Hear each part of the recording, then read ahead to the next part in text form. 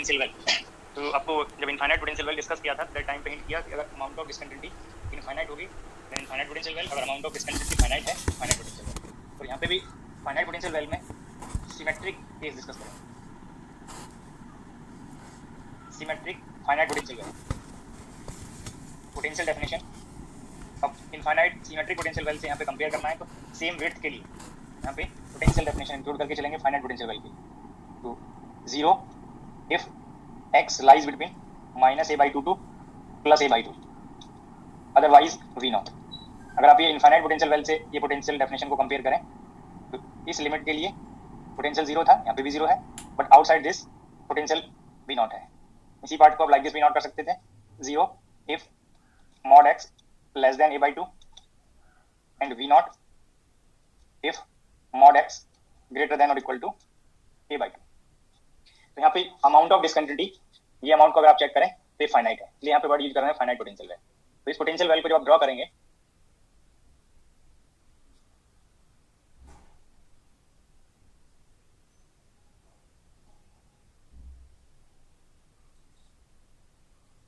ये x axis, ये potential axis,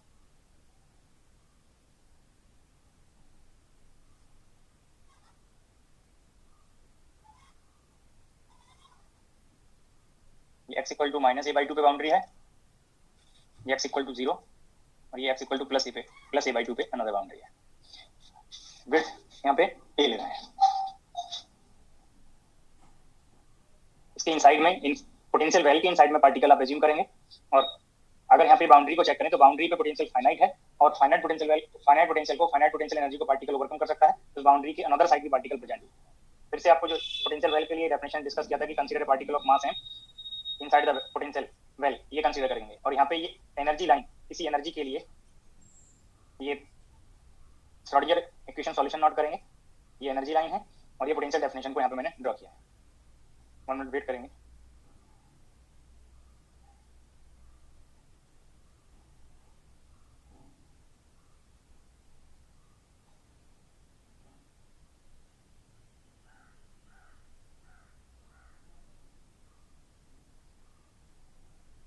तो आपको यहाँ पे 2 बाउंड्रीज हैं, टोटल स्पेस 3 रीजन में सेपरेट हो जाएगा, डिवाइड हो जाएगा। ये फर्स्ट रीजन, ये सेकंड रीजन और ये थर्ड रीजन। अब डिफरेंट रीजन के लिए आप पहले यहाँ पे श्रोडिंगर इक्वेशन नोट करें, फिर के स्क्वायर डिफाइन करेंगे। अब उसके आगे फिर आप चाहें तो डायरेक्ट अगर यहाँ पे के स्क्वायर डिफाइन कर लें और एनर्जी और पोटेंशियल के कंपेरिजन से आप यहाँ पे Schrodinger equation solution general form note कर सकते हैं। तो अगर आप यहाँ पे इस पोटेंशियल डेफिनेशन के कॉरस्पॉन्डिंग आप श्रोडिंगर इक्वेशन अगर आप नोट करें तो d2 psi by dx square plus twice m by h cross square e minus vx psi x is equal to 0, ये श्रोडिंगर इक्वेशन बनेगा। जहाँ पे पोटेंशियल 0 है, ये पोटेंशियल आप 0 प्लेस कर देंगे तो ये coefficient twice m e by h cross square, ये साई का कोफिशिएंट बनेगा। तो ये डेफिनेशन आप लाइक दिस ये कंपेयर करेंगे कि यहाँ पॉजिटिव में डिफाइन करें इस पार्ट को या माइनस में, जिससे कि इसका डेफिनेशन पॉजिटिव और रियल बने। फिर जब आप इस पोटेंशियल रीजन के लिए आप कंपेयर करेंगे तो ये e minus v नॉट, अब depending on the energy is greater than v not और e less than v not, ये टर्म को आप फिर के स्क्वायर के कॉरस्पॉन्डिंग डिफाइन करेंगे कि यहाँ पे e माइनस वी नॉट या v नॉट माइनस e लेंगे। तो पहले आप श्रोडिंगर इक्वेशन में पोटेंशियल के कॉरस्पॉन्डिंग फॉर्म चेक करेंगे, फिर उसको देखेंगे कि साई का कोएफिशिएंट प्लस कब बनेगा, वो करेक्ट डेफिनेशन आप इंक्लूड करेंगे। तो डिफरेंट रीजन के लिए यहाँ पे आपको के स्क्वायर डिफाइन करना है। तो अगर आप पहले सेकंड रीजन जहाँ पे पोटेंशियल 0 है दैट रीजन के लिए अगर आप के स्क्वायर डिफाइन करें के स्क्वायर, तो यहाँ पे कंपेयर कर सकते हैं सेकंड रीजन में पोटेंशियल वैल्यू 0 है और एनर्जी पॉजिटिव है, तो यहाँ पे करेक्ट डेफिनेशन के स्क्वायर के लिए बनेगा twice m E by h cross square.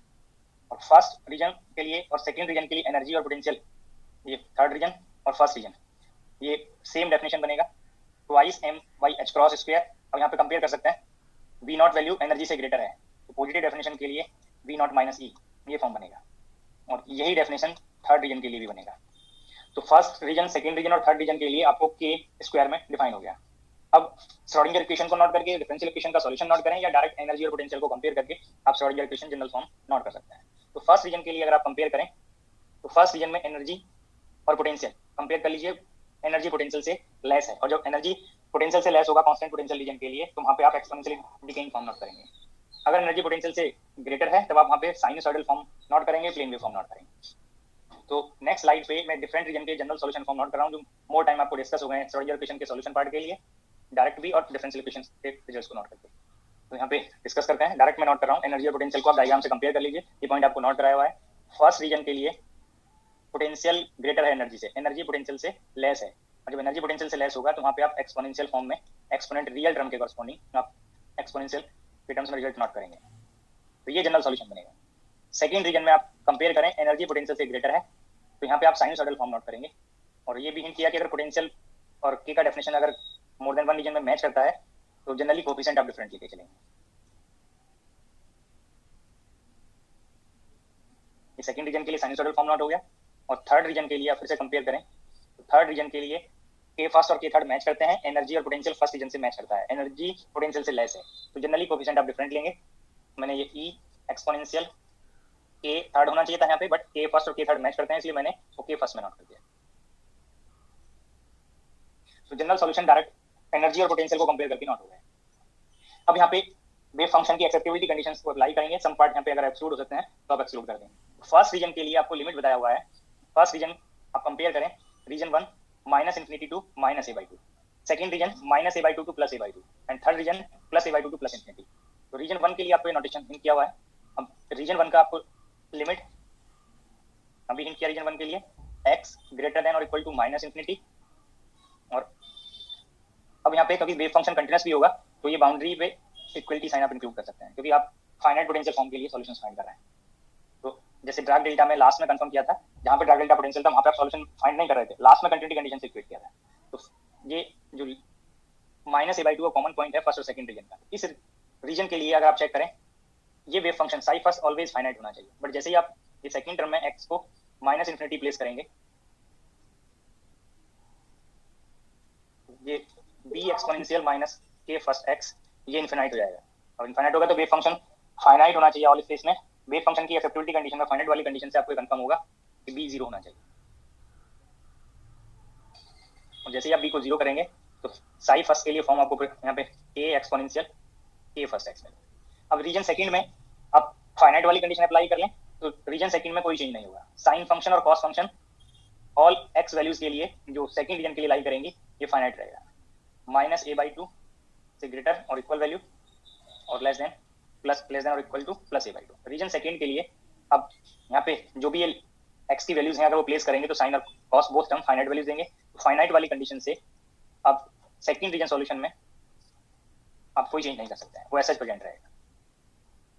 और जैसे आप थर्ड रीजन के लिए कंडीशन चेक करेंगे, रीजन थर्ड के लिए एक्स लिमिट होगा प्लस ए बाई टू के इक्वल हो सकता है या इससे ग्रेटर, बट लेस देन और इक्वल टू प्लस इन्फिनिटी।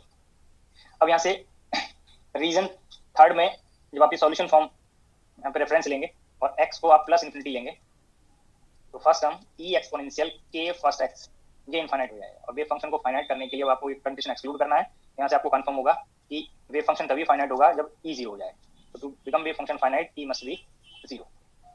जब ये यहाँ पे मॉडिफिकेशन के बाद आप सॉल्यूशन नोट करेंगे डिफरेंट रीजन के लिए, first region second region third region का लिमिट मैंने यहाँ पे नोट कर दिया, then wave function psi first is equal to a exponential k first x, psi second c sine k second x plus d cos k second x, and Sai third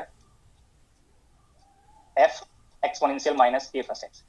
ये आपको form बनेंगे different region के लिए। First reason का limit आपको यहाँ पे confirm है, फिर से लिमिट नोट नहीं कर रहा, इंडियन रीजन के लिए लिमिट्स आपको यहाँ पे हिंट की हुई हैं, ये लिमिट्स का आपको आइडिया होना चाहिए, जो आपको पोटेंशियल डायग्राम में ही आपको ये हिंट किया हुआ है कि फर्स्ट रीजन कहाँ से कहाँ के लिए है, सेकंड कहाँ के लिए और थर्ड कहाँ इस पार्ट के लिए। अब ये वेव फंक्शन कंडीशंस अप्लाई करके बाउंड्री पे कंडीशन अप्लाई करके यहाँ से हमें एनर्जी की दैट वैल्यू तक जहाँ पे पार्टिकल बाउंड कंडीशन को सेटिस्फाई करे, अगर ये वेव फंक्शन को चेक करें, अभी जो मैंने एनर्जी फॉर्म को रेफरेंस लिया है, जैसे ही अगर आप ये एनर्जी को इससे हायर ले लेते, अगर एनर्जी पार्ट ये इंक्लूड कर लेते तो यहाँ पे भी ये रीजन भी क्लासिकली अलाउड होता है, मिडिल रीजन भी क्लासिकली अलाउड होता है और थर्ड रीजन भी क्लासिकली अलाउड रहेगा। अगर होल स्पेस क्लासिकली अलाउड हो जाएगा तो वहाँ पे सॉल्यूशन स्कैटरिंग स्टेट को रिप्रेजेंट करेगा, वो अभी यहाँ पे डिस्कस नहीं कर रहे हैं, हम ओनली पोटेंशियल वेल में बाउंड केस को डिस्कस कर रहे हैं। और ये फॉर्म जब भी एनर्जी पोटेंशियल हाइट से लेस होगा, जो आपको ये वी नॉट वैल्यू दिया है, इससे एनर्जी अगर लेस लेंगे तो आप ये चेक कर सकते हैं, ये फॉर्म आपको जो हिंट किए हैं ये रेफरेंस लेके, ये प्लस माइनस इन्फिनिटी पे टेंड्स टू जीरो जाएगा, ये प्लस इन्फिनिटी पे टेंड्स टू जीरो जाएगा, तो probability of finding the particle at plus infinity and minus infinity is zero. और जब ऐसा कंडीशन होगा wave function tends to zero होगा प्लस माइनस इन्फिनिटी पे, तो ये जो वेव फंक्शन फॉर्म है ये बाउंड स्टेट को रिप्रेजेंट करेंगे। बाउंड स्टेट में आप एनर्जी के लिए कैलकुलेशन करते हैं, तो दैट पार्ट के कैलकुलेशन के लिए यहाँ पे आप बाउंड्री कंडीशन अप्लाई करेंगे। बट इसको थोड़ा इजी वे में सॉल्व करने के लिए अभी आपको ये नहीं पता क्या ये वेव फंक्शन को आप कंपेयर करके बता सकते हैं कि ये इवन है या ऑड है, इस पार्ट को या इस पार्ट को, बोलिए। इसकी रिक्वायरमेंट होगी, आप चेक कर लीजिए जो पोटेंशियल है वो सिमेट्रिक है। अगर पोटेंशियल सिमेट्रिक होता है तो एनर्जी आइगन फंक्शंस जो आपने श्रोडिंगर इक्वेशन को सॉल्व करके ये एनर्जी आइगन फंक्शंस नोट किए हैं, इनका पेरिटी डिफरेंट होना चाहिए। इट मींस या तो इवन होने चाहिए या ऑड होने चाहिए। बट अभी ऐसे फॉर्म पे आप कंपेयर नहीं कर सकते हैं कि ये इवन है या ऑड है। तो अभी तो हम रेफरेंस लेके चल रहे हैं सेकंड रीजन में कि ऑड पार्ट क्या बन सकता है और इवन पार्ट क्या बन सकता है, किसकी पेरिटी इवन हो सकती है, किसकी पेरिटी ऑड हो सकती है। बट वो जब आप यहाँ पे बाउंड्री कंडीशन अप्लाई कर लेंगे तो आपको कंफर्म हो जाएगा कि एसएस फॉर्म कब ऑड बन रहा है कब इवन बन रहा है होल स्पेस के लिए। बट अभी जो मैं रेफरेंस ले रहा हूँ, एक बार स्टेटमेंट को फिर से सुन लें। अभी आपको इस फॉर्म पे एसएस नहीं पता चल रहा है कि कैसे होल स्पेस में वेव फंक्शन इवन बनेगा या ऑड बनेगा। अभी मैं जस्ट रेफरेंस ले रहा हूँ कि साइन पार्ट का पेरिटी ऑड होता है और कॉस पार्ट का पेरिटी इवन होता है। तो ओनली मिडिल टर्म को अभी रेफरेंस ले रहा हूँ। जब आप यहाँ पे ये ऑल स्टेप्स कंप्लीट कर लेंगे तो आपको लास्ट में कंफर्म हो जाएगा कि टोटल स्पेस में वेव फंक्शन अगर मिडिल पार्ट में आप साइन फॉर्म लेते हैं तो होल स्पेस में वेव फंक्शन की पेरिटी ऑड बनेगी। तो अभी मैं यहाँ पे जस्ट नोट कर रहा हूँ इवन फंक्शन और ऑड फंक्शन। बट अभी जो ये रेफरेंस है मिडिल पोर्शन के लिए, सेकंड रीजन के लिए।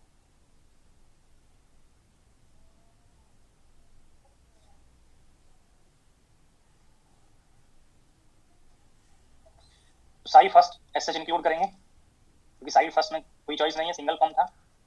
सेकंड रीजन में आपको जो इवन फंक्शन होगा वो आपको यहाँ पे इवन पार्ट होगा वो यहाँ पे नोट करना है, और कॉस के लिए पेरिटी इवन होती है तो मैंने नोट कर दिया। थर्ड रीजन में आपको अभी ऐसे कोई पार्ट का आइडिया नहीं है तो सिंगल चॉइस है वो ऐसे आप इंक्लूड करेंगे। ऑड पार्ट के लिए फिर से फर्स्ट और थर्ड रीजन में कोई चॉइस नहीं है वो ऐसे इंक्लूड करेंगे। ए exponential k first x. Second reason में आपको ऑड पेरिटी वाले पार्ट इट मींस साइन को इंक्लूड करना है, साइन के सेकंड एक्स। और थर्ड रीजन के लिए फिर से कोई चॉइस नहीं है वो ऐसे आपको इंक्लूड करना है। अभी मैंने जो इवन और ऑड वर्ड यूज किए हैं वो सिर्फ सेकंड रीजन के वेव फंक्शन को रेफरेंस लेके किए हैं। अब यहाँ पे आपको बाउंड्री कंडीशन अप्लाई करनी है और बाउंड्री कंडीशन सेपरेट, मैंने इसको इजी आपको कैलकुलेशन इजी रहे इसलिए आपको मैंने ये इवन और odd wave function separately note कर लिए हैं, लास्ट में उसको कंबाइन कर सकते हैं।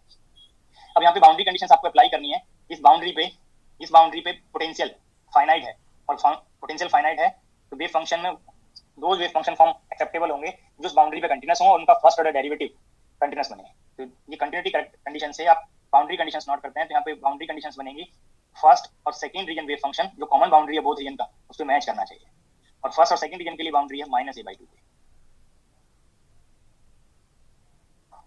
सेकंड और थर्ड रीजन का वेव फंक्शन सेकंड और थर्ड रीजन की कॉमन बाउंड्री पे मैच करना चाहिए। सेकंड और थर्ड रीजन के लिए कॉमन बाउंड्री है +a/2 पे। इनके डेरिवेटिव्स कॉमन बाउंड्री पे मैच करने चाहिए। तो ये 4 बाउंड्री कंडीशंस बनेंगी। 2 बाउंड्री कंडीशंस वेव फंक्शन की कंटिन्यूटी कंडीशन से और 2 कंडीशंस डेरिवेटिव की कंटिन्यूटी कंडीशन से।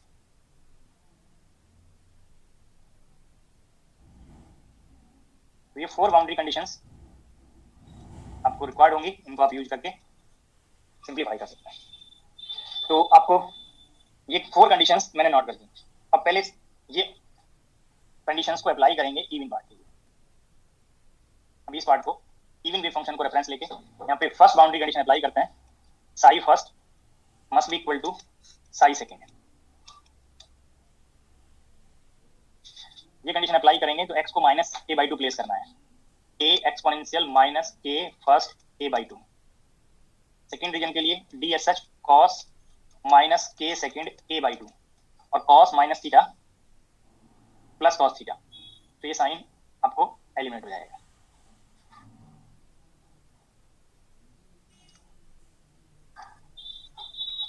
इसको कोई आप नंबर रिप्रेजेंट कर देंगे, सपोज ये फर्स्ट दीज पार्ट, ये सेकंड, इसको सपोज मैंने थर्ड नोट कर दिया है। अब नेक्स्ट कंडीशन अप्लाई करेंगे, psi second must be equal to psi third at common boundary, और कॉमन बाउंड्री है +a/2 पे सेकंड और थर्ड रीजन के लिए। यहाँ पे अप्लाई करेंगे तो इसको मैंने साई थर्ड नोट कर दिया और इसको साई सेकंड। साई थर्ड यहाँ पे अप्लाई किया तो f exponential -k first a/2। Second region के लिए d cos k second a/2। इसको भी आप कोई नंबर रिप्रेजेंट कर दीजिए। और इक्वेशन थर्ड और फोर्थ को अगर आप कंपेयर करें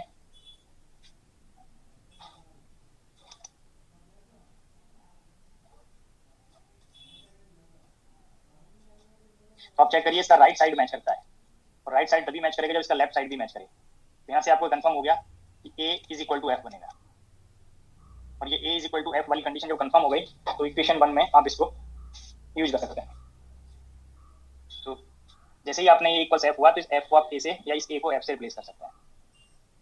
साई फर्स्ट में कोई चेंज नहीं हुआ, a exponential k first x। Psi second में कोई चेंज नहीं हुआ, d cos k second x। But Sai third form में कोफिशिएंट f को आप k यूज कर सकते हैं। अब आप इसी स्टेप पे चेक कर लीजिए, जो अभी मैंने आपको यहाँ पे हिंट किया था कि मैंने तो रेफरेंस लिया सिर्फ इस पार्ट के लिए, ये इवन है। अब आप इस फॉर्म में रिप्लेस कर लीजिए, एक्स की किसी भी वैल्यू के लिए चेक कर लीजिए। सभी को भी कंफर्म होना चाहिए कि यहाँ से जो वेव फंक्शन बनेगा वो इवन वेरिटी है कि नहीं। ये जो मैंने आपको डिफरेंट रीजन के वेव फंक्शंस नोट किए हैं, अब इसको साई एक्स आप नोट कर सकते थे, साई एक्स दीज, ये फॉर्म को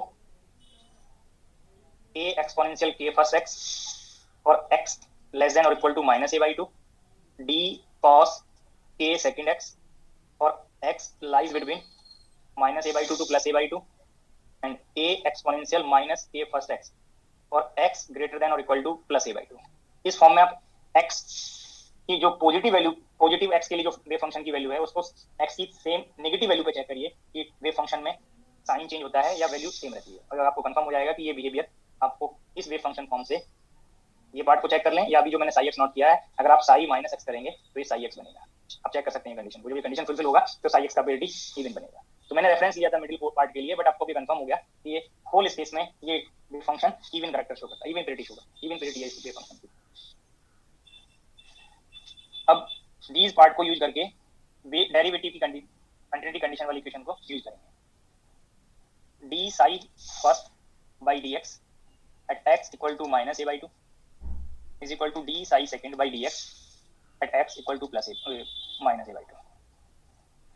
और फर्स्ट रीजन का वेव फंक्शन आपको यहाँ पे कंफर्म है, इसका डिफरेंशियल करेंगे और x के प्लेस पे माइनस a/2 प्लेस करेंगे। a exponential k first x SH, exponent का डिफरेंशियल किया तो k फर्स्ट मल्टीप्लाई मिलेगा और x को आप यहाँ पे रिप्लेस करेंगे माइनस a/2, तो ये फॉर्म एक्सपोनेंट में माइनस k फर्स्ट a/2 बन गया। अब सेकंड रीजन का डेरिवेटिव करेंगे तो सेकंड रीजन के लिए फॉर्म है d cos k second x। अब इसका डिफरेंशियल किया तो cos का डिफरेंशियल माइनस साइन, और जब आर्गुमेंट का डिफरेंशियल करेंगे तो k सेकंड मल्टीप्लाई मिलेगा और x को अब यहाँ पे प्लेस करना है माइनस a/2, तो ये फॉर्म बनेगा minus k second d sine minus k second a/2। और इसी पार्ट से आप यहाँ पे कंपेयर कर सकते हैं k first a exponential minus k first a/2 और sine minus theta minus sine theta और माइनस पहले से है तो ये प्लस बन गया k second d sine k second a/2। अब इस इक्वेशन को भी आप कोई नंबर दे सकते हैं, मैंने ये 3 4, इसको मैंने 3 टू पार्ट के लिए 5 और यहाँ पे मैंने इसको 6 कर दिया है। अब अगर ये अनदर बाउंड्री कंडीशन डेरिवेटिव के लिए अप्लाई करें, अगर आप ये बाउंड्री कंडीशन अप्लाई करें, एक बार खुद से ट्राई कर लीजिए जिससे आपको डाउट ना रहे। इस इक्वेशन, इस बाउंड्री कंडीशन को अप्लाई करिए तो आपको कंपेयर करें कि ये सेम रिलेशन मिलता है या इससे डिफरेंट रिलेशन मिलता है। एक बार ट्राई कर लीजिएगा सभी बाउंड्री कंडीशन। सेम मिल रहा है सर, नोट करना सर, वो बाउंड्री कंडीशन दिखाना।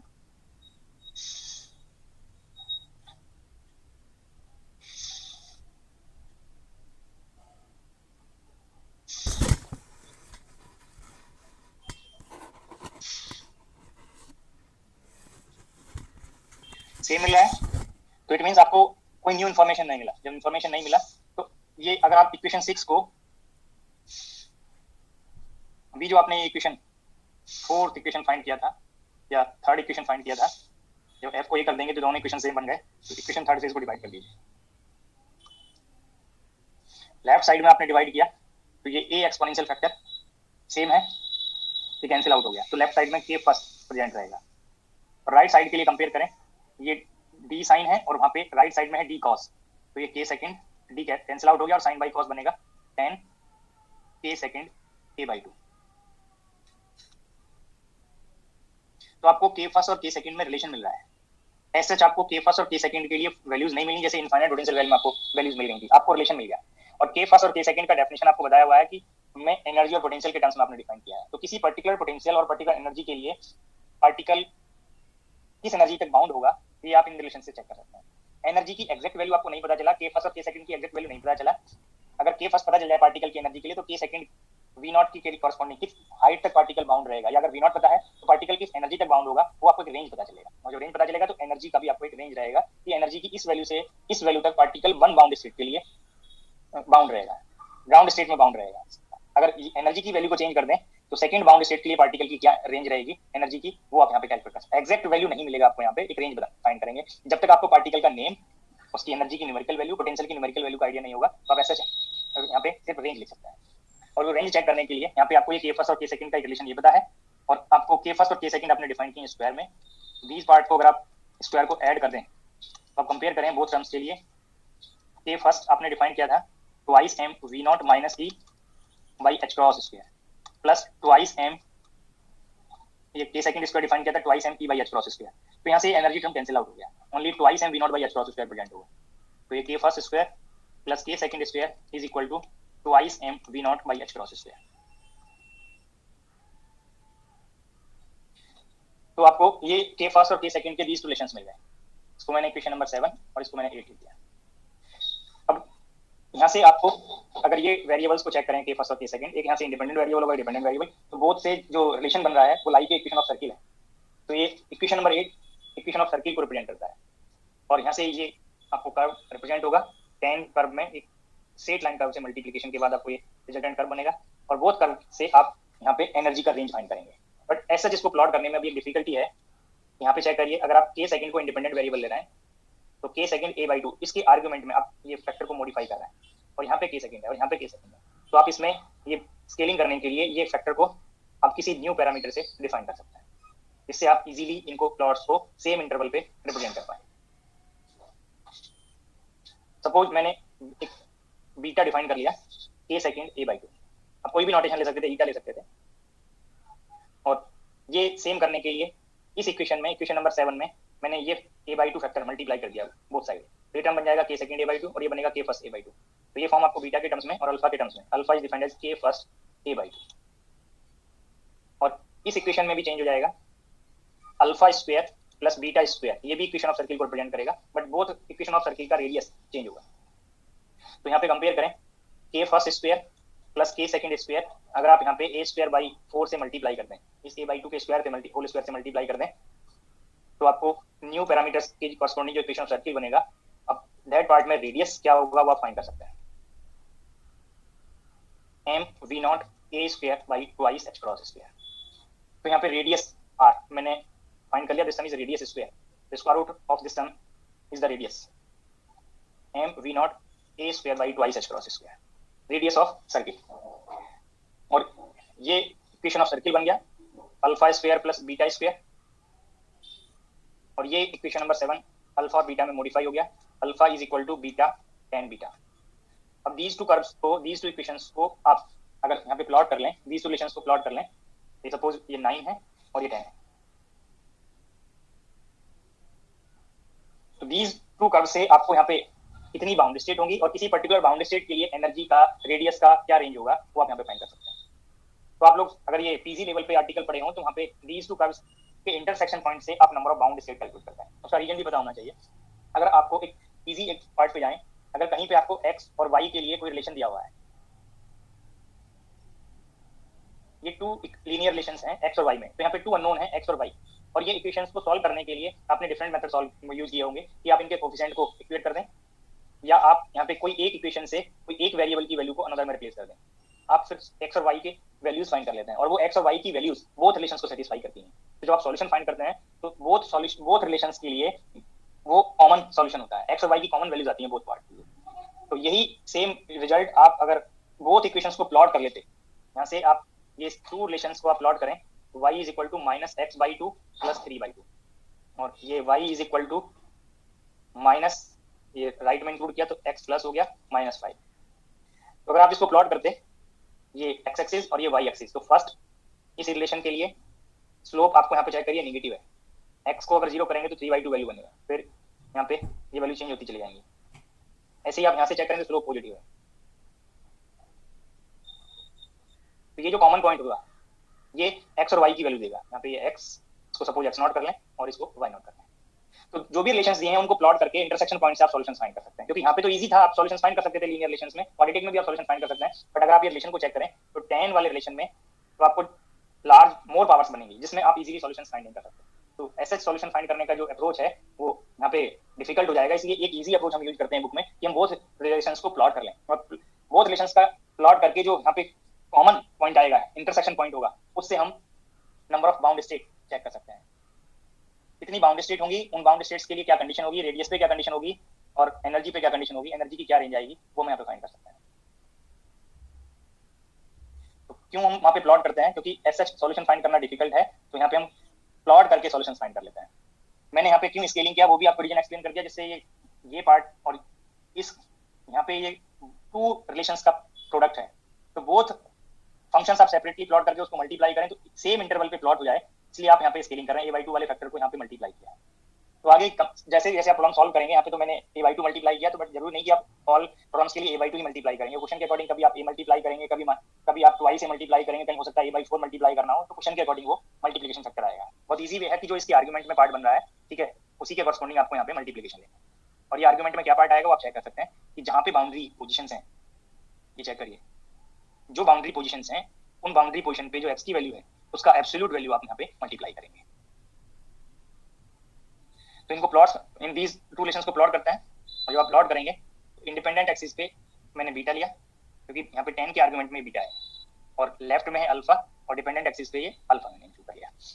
अब आप ये चेक करिए, इजीली प्लॉट करने के लिए 10 में अगर आपको एंगल्स पता चल जाए तो ये इजीली आप प्लॉट कर सकते हैं, वैल्यूज को आप फाइंड कर सकते हैं 10 के लिए, और उसी के कॉरस्पॉन्डिंग ये स्ट्रेट लाइन रिलेशन बनेगा, दीज के मल्टीप्लिकेशन से आप प्लॉट कर सकते हैं। अगर मैं आपको ये सेपरेटली प्लॉट करूं, सपोज पहले अगर ये बीटा है और एक अल्फा 1 होता है यहाँ पे, दैट इज बीटा, तो आप ये स्ट्रेट लाइन प्लॉट कर लेते हैं, और अल्फा 2 है बीटा, ये 10 बीटा, ये टू डिफरेंट अल्फा हो गए, और अल्फा को मैंने यहाँ पे दीज का प्रोडक्ट कर दिया, अल्फा 1 और अल्फा 2, तो ये बीटा को आप एंगल के टर्म्स में ये π/4 π/2 लाइक दिस इंटरवल सेम रख के आप ये π3 π/2 दीज के कॉरस्पॉन्डिंग प्लॉट कर सकते हैं। आपको 10 की वैल्यू π/6 π/4 π/2 दीज पे वैल्यूज आपको पता होती है 10 की, वो पॉइंट्स को कनेक्ट करते तो आप ये इजीली उन पॉइंट्स के कॉरस्पॉन्डिंग प्लॉट कर सकते हैं।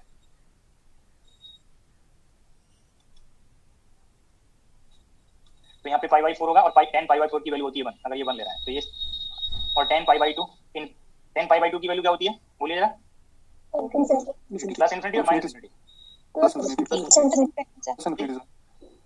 Plus infinity yes sir, minus नहीं होती, नो सर, -π/2 पक्का। अब ये बताइए जरा, ये π/2 है इंग्लिश जो मैंने लिखा है, यस सर, इसकी वैल्यू क्या बनेगी, -10 माइनस इन्फिनिटी। आप ही ने बताया था अभी प्लस इन्फिनिटी, ये तो माइनस इन्फिनिटी बन गया। तो फिर माइनस से मॉडिफाई हुआ ना, मैंने मिस्टेक तो नहीं किया, नहीं सर, आपको श्योरली नहीं पता होता कि प्लस इन्फिनिटी है या माइनस इन्फिनिटी, तो दोनों हो सकती है, दोनों पॉसिबल हो सकती है। तो ये प्लॉट जब आप करेंगे तो लाइक दिस, ये इन्फिनिटी को अप्रोच करेगा यहाँ पे, और जब आप π/2 से पाई के लिए प्लॉट करेंगे तो वैल्यूज नेगेटिव आएंगी, और इस साइड से ये माइनस इन्फिनिटी को अप्रोच करेगा। तो लाइक दिस प्लॉट आप आगे हायर वैल्यू ऑफ एंगल के लिए प्लॉट कर सकते हैं। अब दीज का प्रोडक्ट करना है, दीज पार्ट का, तो ये आप हो सकता है कि जो बुक आपने पढ़ा हो उसमें करेक्टली इसको रिप्रेजेंट किया है या नहीं किया है, बट मैं यहाँ पे ये एक क्वालिटेटिव प्लॉट आपको यहाँ पे डिस्कस कर रहा हूँ। ये π/2, ये पाई 3 π/2,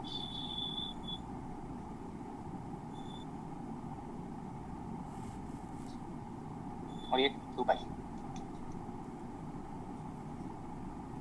और भी हायर वैल्यूज के लिए आप यूज कर सकते हैं। अब ये आपको डाउट नहीं होना चाहिए कि एंगल तो हमने 2 पाई तक ही पढ़ा था, क्योंकि तो एंगल इसलिए रिलेट किया कि जैसे आप इजीली 10 वैल्यू को रिलेट कर पाए। बाकी ये जो वैल्यूज होंगी बीटा की, जो आपने k सेकंड a/2 लिखा है, इसकी न्यूमेरिकल वैल्यू तो कुछ भी हो सकती है, तो उसको π/2 के मल्टीपल में आप कंपेयर करते चले जाएंगे, जैसे आप इजीली एंगल वैल्यूज को फाइंड कर पाएं। अब यहाँ पे जो ये वैल्यूज होंगी, ये π/4 पे ये वैल्यू भी 1 π/4 और ये वैल्यू 1, तो ये वैल्यू π/4 से मैच कर जाएगा। 3.14 पाई की वैल्यू और उसका 1/4 कैलकुलेट करेंगे तो ये वैल्यू का आपको आइडिया हो जाएगा। जस्ट मैं यहाँ पे क्वालिटेटिव वैल्यू आपको निकाला, बुक में आप लोगों ने लाइक दिस ये प्लॉट ड्रॉ किया हुआ होगा, जस्ट क्वालिटेटिव प्लॉट है, वैल्यूज को यहाँ पे कंपेयर नहीं करना। और ये पाई से π/2 से पाई वाले रेंज के लिए ये मैंने डैश लाइन से शो कर दिया। फिर पाई से 3 π/2 ये वैल्यू रिपीट करेंगे, जो शेप यहाँ पे है वही शेप को आपको रिपीट कर देना है।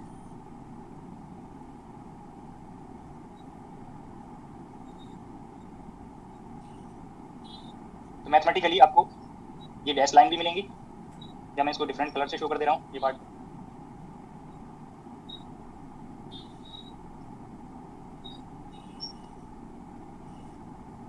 समझ नहीं आ रहा सर, ये थोड़ा क्या नहीं समझ आ रहा, ये ग्राफ कैसे बना रहे हो आप? नेगेटिव क्यों हुआ? यस सर, अभी आपको ये 10 π/2 प्लस थीटा, आप बताइए क्या होता है, पॉजिटिव या नेगेटिव? नेगेटिव। अब उसमें 10 का जो कंट्रीब्यूशन है π/2 से पाई के लिए नेगेटिव बनेगा, ये कंफर्म हो गया। अब उसमें एंगल की कोई वैल्यू मल्टीप्लाई करोगे पॉजिटिव एंगल, तो टोटल वैल्यू प्रोडक्ट का क्या बनेगा, नेगेटिव या पॉजिटिव? नेगेटिव। तो ये नेगेटिव π/2 से पाई के लिए नेगेटिव। अब 10 पाई प्लस थीटा, फिर से बताइए पॉजिटिव होता है या नेगेटिव होता है 10 में? पॉजिटिव। तो जो वैल्यू 0 से π/2 के लिए मिलेगी वही वैल्यू π से 3π/2 के लिए तो रिपीट होंगी। Okay sir. अब 3π/2 से 2π के लिए फिर से वैल्यूज नेगेटिव आएंगी। मैंने ये फिर से ये जो प्लॉट है ये 3π/2 से 2π के लिए रिपीट कर, ऐसे ही आप हायर एंगल पे जाएंगे तो फिर से 2π से π/2 डिफरेंस करेंगे, हायर वैल्यू लेंगे π/2 2π से हायर, तो फिर से ये जो शेप है ये रिपीट होती चली जाएगी। तो ऐसा चीज जो आपने 0 to π प्लॉट किया है, ये पोर्शन का जो प्लॉट किया है वही आप चेक करिए फिर आगे रिपीट होता जा रहा है। ये बोथ पोर्शन पॉजिटिव और नेगेटिव पोर्शन आपने इंक्लूड कर लिया 0 to π, फिर π से 2π के लिए आप चेक करिए यही रिपीट हो रहे हैं। तो मैंने जस्ट क्वालिटेटिव आपको प्लॉट आपको यहाँ पे कर दिया। अगर ऐसे वैल्यूज को चेक करना हो तो आप बीटा की कोई भी आप एक पर्टिकुलर वैल्यू अज्यूम कर लीजिए, आप वहाँ पे बीटा 10 बीटा की न्यूमेरिकल वैल्यू फाइंड कर सकते हैं। तो बुक में आप लोगों ने एक तो ये शेप पढ़ा होगा प्लॉट के लिए, और जो नेक्स्ट आपका फंक्शन है ये इक्वेशन ऑफ सर्किल, ये पार्ट रेडियस की कोई भी वैल्यू लेके यहाँ से जब आप चेक करेंगे तो न्यूमेरिकल वैल्यू आएगी for given value of m v0 and a। That numerical value को आप कंपेयर करेंगे π/2 से। π/2 का मल्टीपल फैक्टर क्या बनेगा, जैसे कहीं पे सपोज रेडियस की वैल्यू 1.5 हो और 1.5 को आप चेक करें पाई की वैल्यू 3.14 होती है, तो वो π/2 से लेस बना या π/2 से ग्रेटर बना। फिर पाई नेक्स्ट इंटरवल है 0 to π/2, फिर π/2 to π। अगर वैल्यू रेडियस की 2 हो जाए तो अगर रेडियस 2 है तो आप कंपेयर कर सकते हैं वो π/2 से 0 की तरफ मिलेगा या π/2 से π के बीच में लाई करेगा या π से 3π/2 पे जाएगा। ऐसे आप न्यूमेरिकल वैल्यू जो भी आपको यहाँ पे m किसी पार्टिकल का नेम दिया होगा या मास दिया होगा, v0 और a की वैल्यू दी होगी, आप रेडियस को कैलकुलेट कर सकते हैं। तो ये पॉसिबल वैल्यू चेक कर रहे हैं, होगा कोई एक ही पर्टिकुलर वैल्यू, बट हमें अभी आइडिया नहीं, इसलिए हम पॉसिबिलिटीज चेक कर रहे हैं। अगर आप ये चेक थोड़ा कंपेयर करें इनफाइनाइट पोटेंशियल वेल से, तो इनफाइनाइट पोटेंशियल वेल में आपको ये एनर्जी एक्सप्रेशन डिस्कस किया था n² π² h² by twice m²। तो यहाँ पे आपको मैंने हिंट किया कि n की वैल्यूज इनफाइनाइट हैं, बट अगर आप किसी एक पार्टिकल के लिए ये एनर्जी को कंपेयर करेंगे तो पार्टिकल होगा किसी एक ही स्टेट में। ये पॉसिबिलिटीज हैं कि एनर्जी की value π² h² by twice m² हो सकती है, फिर next possible energy 4 π² h² by twice m² हो सकती है, फिर 9 फिर 16 फिर 25 in multiple of π² h² by twice m² होगी। बट इसका मतलब ये नहीं कि एक ही पार्टिकल के लिए एक ही टाइम पे ये वैल्यू पॉसिबल होंगी। जब पार्टिकल की एनर्जी को ऑब्जर्व करेंगे, अगर किसी पार्टिकल के लिए एनर्जी किसी पर्टिकुलर टाइम पे π² h² by twice m² है, तो अगर वहाँ पे कोई और उसको किसी तरह से एनर्जी प्रोवाइड नहीं कर रहे हैं तो वो π² h² by twice m² होगा ऑलवेज। बट आप ये पॉसिबिलिटी चेक कर रहे हैं कि अगर पार्टिकल की energy π² h² by twice m² है या 4 है या 9 है या 10, तो ये पॉसिबल एनर्जी है। इसलिए पॉसिबल बाउंड स्टेट्स कितनी है, इनफाइनाइट। तो ऐसे ही हम यहाँ पे चेक कर रहे हैं कि रेडियस की रेंज जो वैल्यू निकालेंगे वो होगा कोई एक ही वैल्यू, बट किस रेंज में आ रहा है, वो π/2 से π के बीच है, π/2 से लेस है या π से 3π/2 के बीच। तो अगर हम इक्वेशन ऑफ सर्किल को प्लॉट करेंगे तो हमें रेडियस की वैल्यू को एज्यूम करना पड़ेगा। सपोज रेडियस मैंने ले लिया 1.5 और ये π/2 की वैल्यू जो है आप कंपेयर कर सकते हैं 3.14, तो आप 2 से डिवाइड करिए तो आपको ये आइडिया मिल गया यहाँ से कि ये वैल्यू 1.5 से ग्रेटर है।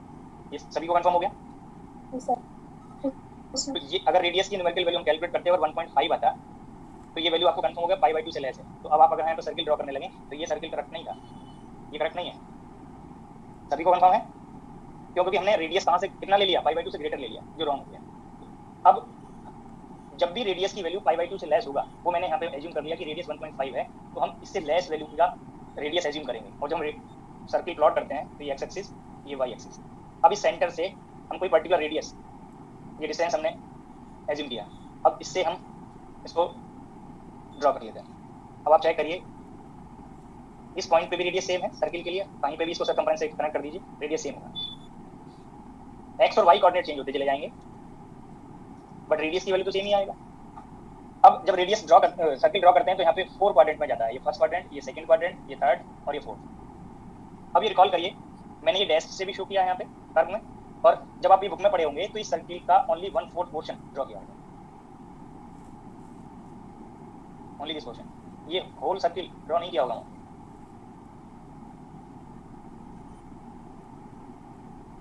अगर आप अपने एमएससी के सिलेबस से थोड़ा इसको रिकॉल करें तो ये सभी को कंफर्म होना चाहिए कि बुक में कहीं आपको ये सर्किल कंप्लीट नहीं ड्रॉ किया होगा।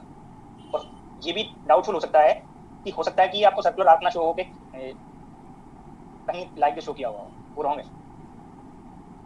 ये सर्कुलर आर्क बनेगा, क्यों बनेगा? क्योंकि आपको भी रिलेशन बताया alpha square plus beta square is equal to some numerical value whole square, that is radius square.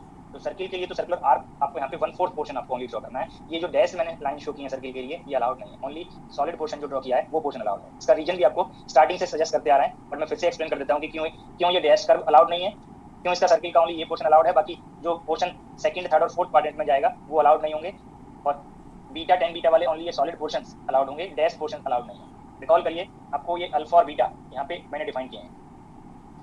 Alpha और बीटा की जो न्यूमेरिकल वैल्यू होगी क्या वो नेगेटिव अलाउड है? these expressions से k फर्स्ट और k सेकंड अब तक आपको मोर देन 20 और 30 टाइम्स आपको ये हिंट किया है कि k फर्स्ट और k सेकंड पॉजिटिव और रियल है और ये बाउंड्री का एब्सोल्यूट वैल्यू है a/2 ये वैल्यू पॉजिटिव है तो ये प्रोडक्ट श्योरली पॉजिटिव आएंगे और ये प्रोडक्ट पॉजिटिव होंगी तो अल्फा और बीटा की ओनली दोज वैल्यूज अलाउड होंगी जो पॉजिटिव होंगी। अब आप जब आप ये प्लॉट करते हैं तो only positive values both variable beta और अल्फा कब पॉजिटिव होंगे जब फर्स्ट क्वाड्रेंट में लाई करेंगे। सेकंड क्वाड्रेंट में बीटा नेगेटिव हो जाएगा अल्फा तो पॉजिटिव होगा बट बीटा की नेगेटिव वैल्यू अलाउड नहीं है। थर्ड क्वाड्रेंट में अल्फा और बीटा दोनों नेगेटिव हो जाएंगे वो अलाउड नहीं है। फोर्थ क्वाड्रेंट में अल्फा नेगेटिव हो जाएगा बीटा पॉजिटिव है अल्फा की नेगेटिव वैल्यू भी अलाउड नहीं है। Only positive values of alpha और बीटा किस क्वाड्रेंट में मिलेंगी ओनली फर्स्ट क्वाड्रेंट में। इसलिए alpha is equal to beta tan beta and alpha square plus beta square is equal to radius square. These two relations में आप वो portion draw करेंगे वो पोर्शन इंक्लूड करेंगे जो सिर्फ फर्स्ट क्वाड्रेंट में लाई करेंगे। ये सभी को कंफर्म हो गया? Yes sir. अब आप चेक करिए ये जो सर्कुलर आर्क है वो alpha square plus beta square वाले रिलेशन के लिए है और ये जो आपको प्लॉट है वो alpha is equal to beta tan beta के लिए और दोनों का कॉमन पॉइंट आपको यहाँ पे कंफर्म हो गया। ये बोथ का इंटरसेक्शन पॉइंट है और इस इंटरसेक्शन पॉइंट से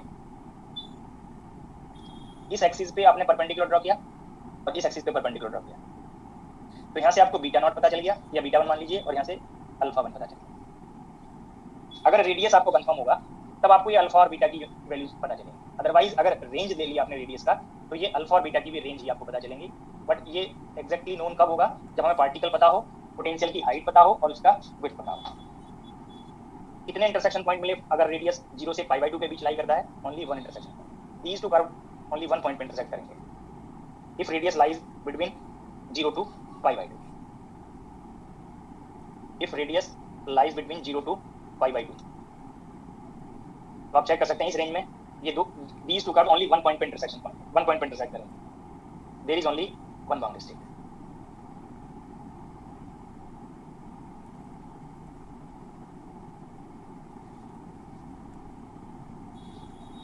अब आप यहाँ से चेक कर सकते हैं अगर आपको पोटेंशियल का रेंज फाइंड करना हो कि पोटेंशियल का रेंज वन बाउंड स्टेट के लिए क्या बनेगा तो आपको जो लास्ट स्लाइड तक सम डेफिनेशंस आपको बताई हैं वो आप चेक करिए। रेडियस v नॉट से रिलेटेड है अल्फा और बीटा में ये k फर्स्ट और k नोटेशन सेकंड नोटेशंस आपको बताए हुए हैं। k फर्स्ट बीटा v और e से रिलेटेड है और k सेकंड e से रिलेटेड है। जब आपको एनर्जी का रेंज निकालना होगा तो k सेकंड से रिलेटेड पैरामीटर है बीटा तो बीटा की वैल्यू का या बीटा की रेंज का आइडिया होना चाहिए।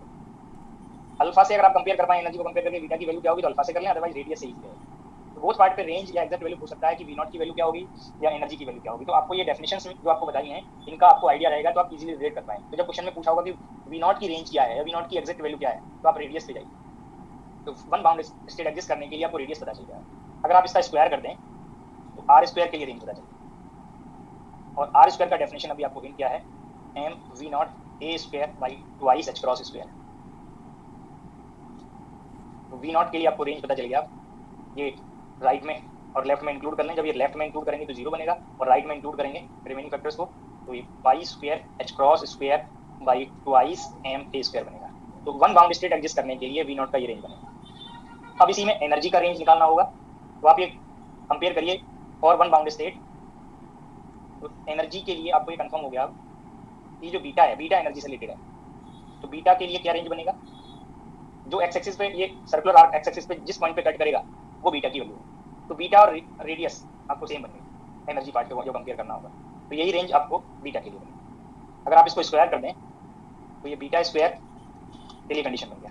बीटा की वैल्यू आपको भी डिस्कस किया हुआ है यहाँ पे ये k सेकेंड k/2 है। जब इसका स्क्वायर करेंगे तो ये k second square a square by 4 होगा और यहाँ से आपको k सेकेंड स्क्वायर एनर्जी के टर्म्स में आपको डिफाइन कराया हुआ है वो आप वैल्यू प्लेस कर लीजिए। तो k second square is twice m e by h cross square.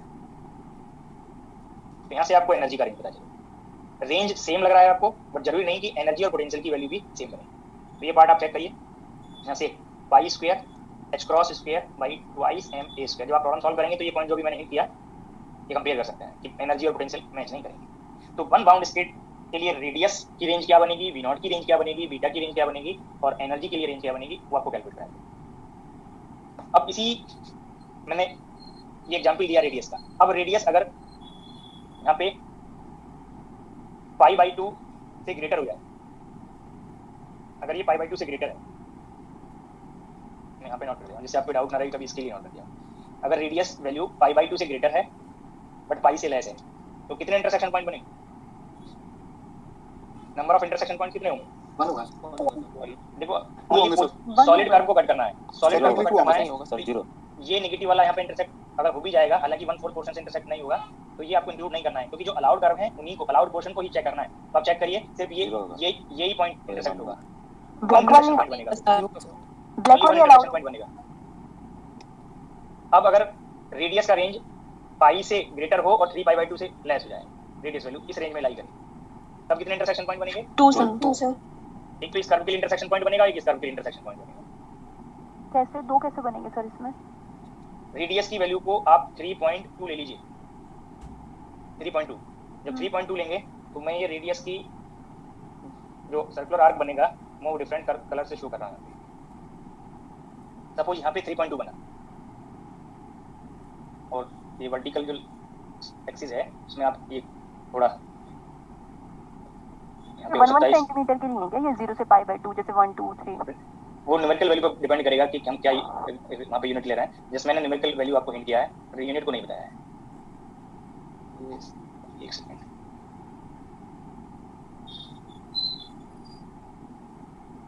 Sir draw reason से ये हो रहा है, बस उसकी जो वैल्यू है उसको π/2 की जी π/2 से रेडियस की वैल्यू को π/2 से ग्रेटर लेना है, उसको पाई से ग्रेटर लेना है। ऊपर स्क्रीन पे ड्रॉ नहीं हो पा रहा है, ऊपर पोर्शन कम हो गया, मैं नेक्स्ट पेज पे ड्रॉ कर देता हूँ।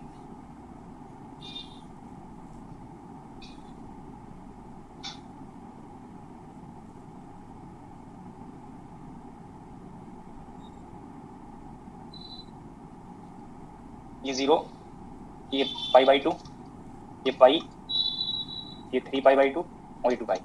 तो 0 to π/2 तो सभी को क्लियर हो गया था।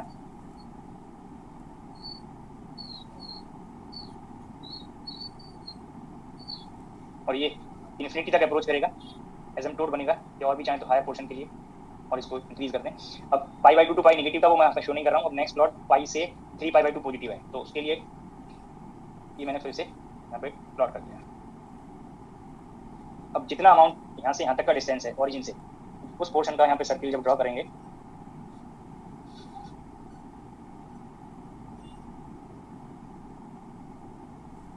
तो आप चेक कर सकते हैं 2 कर्व को इंटरसेक्ट करता है।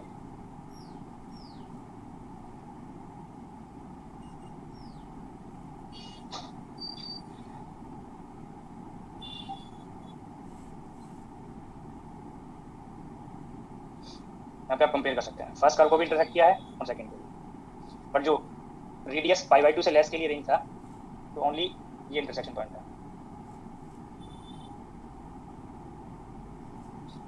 तो यहाँ पे आप कंपेयर कर सकते हैं कि 1 बाउंड स्टेट एग्जिस्ट करने के लिए क्या आपको रेंज बनेगा और 2 बाउंड स्टेट एग्जिस्ट करने के लिए क्या रेंज बनेगा। तो यहाँ पे ये जो पॉइंट है और ये पॉइंट 2 इंटरसेक्शन पॉइंट है, डीज के कॉरस्पॉन्डिंग आपको वैल्यूज का आइडिया बनेगा। अगर रेंज चेक करना हो तो जो रेंज इसके लिए था वही रेंज इसके लिए बनेगा। एनर्जी के लिए, एनर्जी की value, small value of beta के लिए 2 वैल्यूज बनेंगी यहाँ पे बीटा की, एक ये वैल्यू और एक ये वैल्यू। जो हायर वैल्यू है बीटा की वो हाई एनर्जी के लिए रेंज बताएगा, जो लोअर वैल्यू है वो लोअर एनर्जी के लिए रेंज बताएगा। बट आपको इसमें रेंज देखो एग्जैक्ट वैल्यू तो डिफरेंट आएंगी, जो आपको भी मैंने यहाँ पे इस कर्व के कॉरस्पॉन्डिंग जो बीटा लिखा है, अब ये बीटा को अगर आप कंपेयर करें यहाँ पे और यहाँ पे, ये वैल्यू हायर है, ये वैल्यू लोअर है। तो जब only single bound state exist करेगा, एनर्जी की एग्जैक्ट वैल्यू तो दोनों केस में ही डिफरेंट है, और जब 2 बाउंड स्टेट एग्जिस्ट करेंगी तो रेंज आपको फर्स्ट बाउंड स्टेट के लिए सेम बनेगा। यही रेंज फर्स्ट बाउंड स्टेट के लिए एनर्जी का बन जाएगा। जब वैल्यू को कंपेयर करेंगे तो 2 बाउंड स्टेट एग्जिस्ट करने पे जो एनर्जी है वो चेंज हो जाएगी। तो ये रेंज आपको हिंट करेगा आपको। अगर सेकंड बाउंड स्टेट जो आपको यहाँ पे बनेगी, जब 2 बाउंड स्टेट एग्जिस्ट करेंगी तो ग्राउंड स्टेट और फर्स्ट एक्साइज स्टेट वर्ड आप यूज करेंगे। तो ग्राउंड स्टेट के तो रेंज अभी आपको जो हिंट किया फॉर ग्राउंड स्टेट मैं यहाँ पे नोट कर दे रहा हूँ, इफ रेडियस लाइज बिटवीन π/2 से ग्रेटर ले रहे हैं और पाई से लेस ले रहे हैं। अभी जस्ट मैं यहाँ पे इक्वलिटी साइन कहीं इंक्लूड नहीं किया हूँ। तो 2 बाउंड स्टेट एग्जिस्ट करेंगे,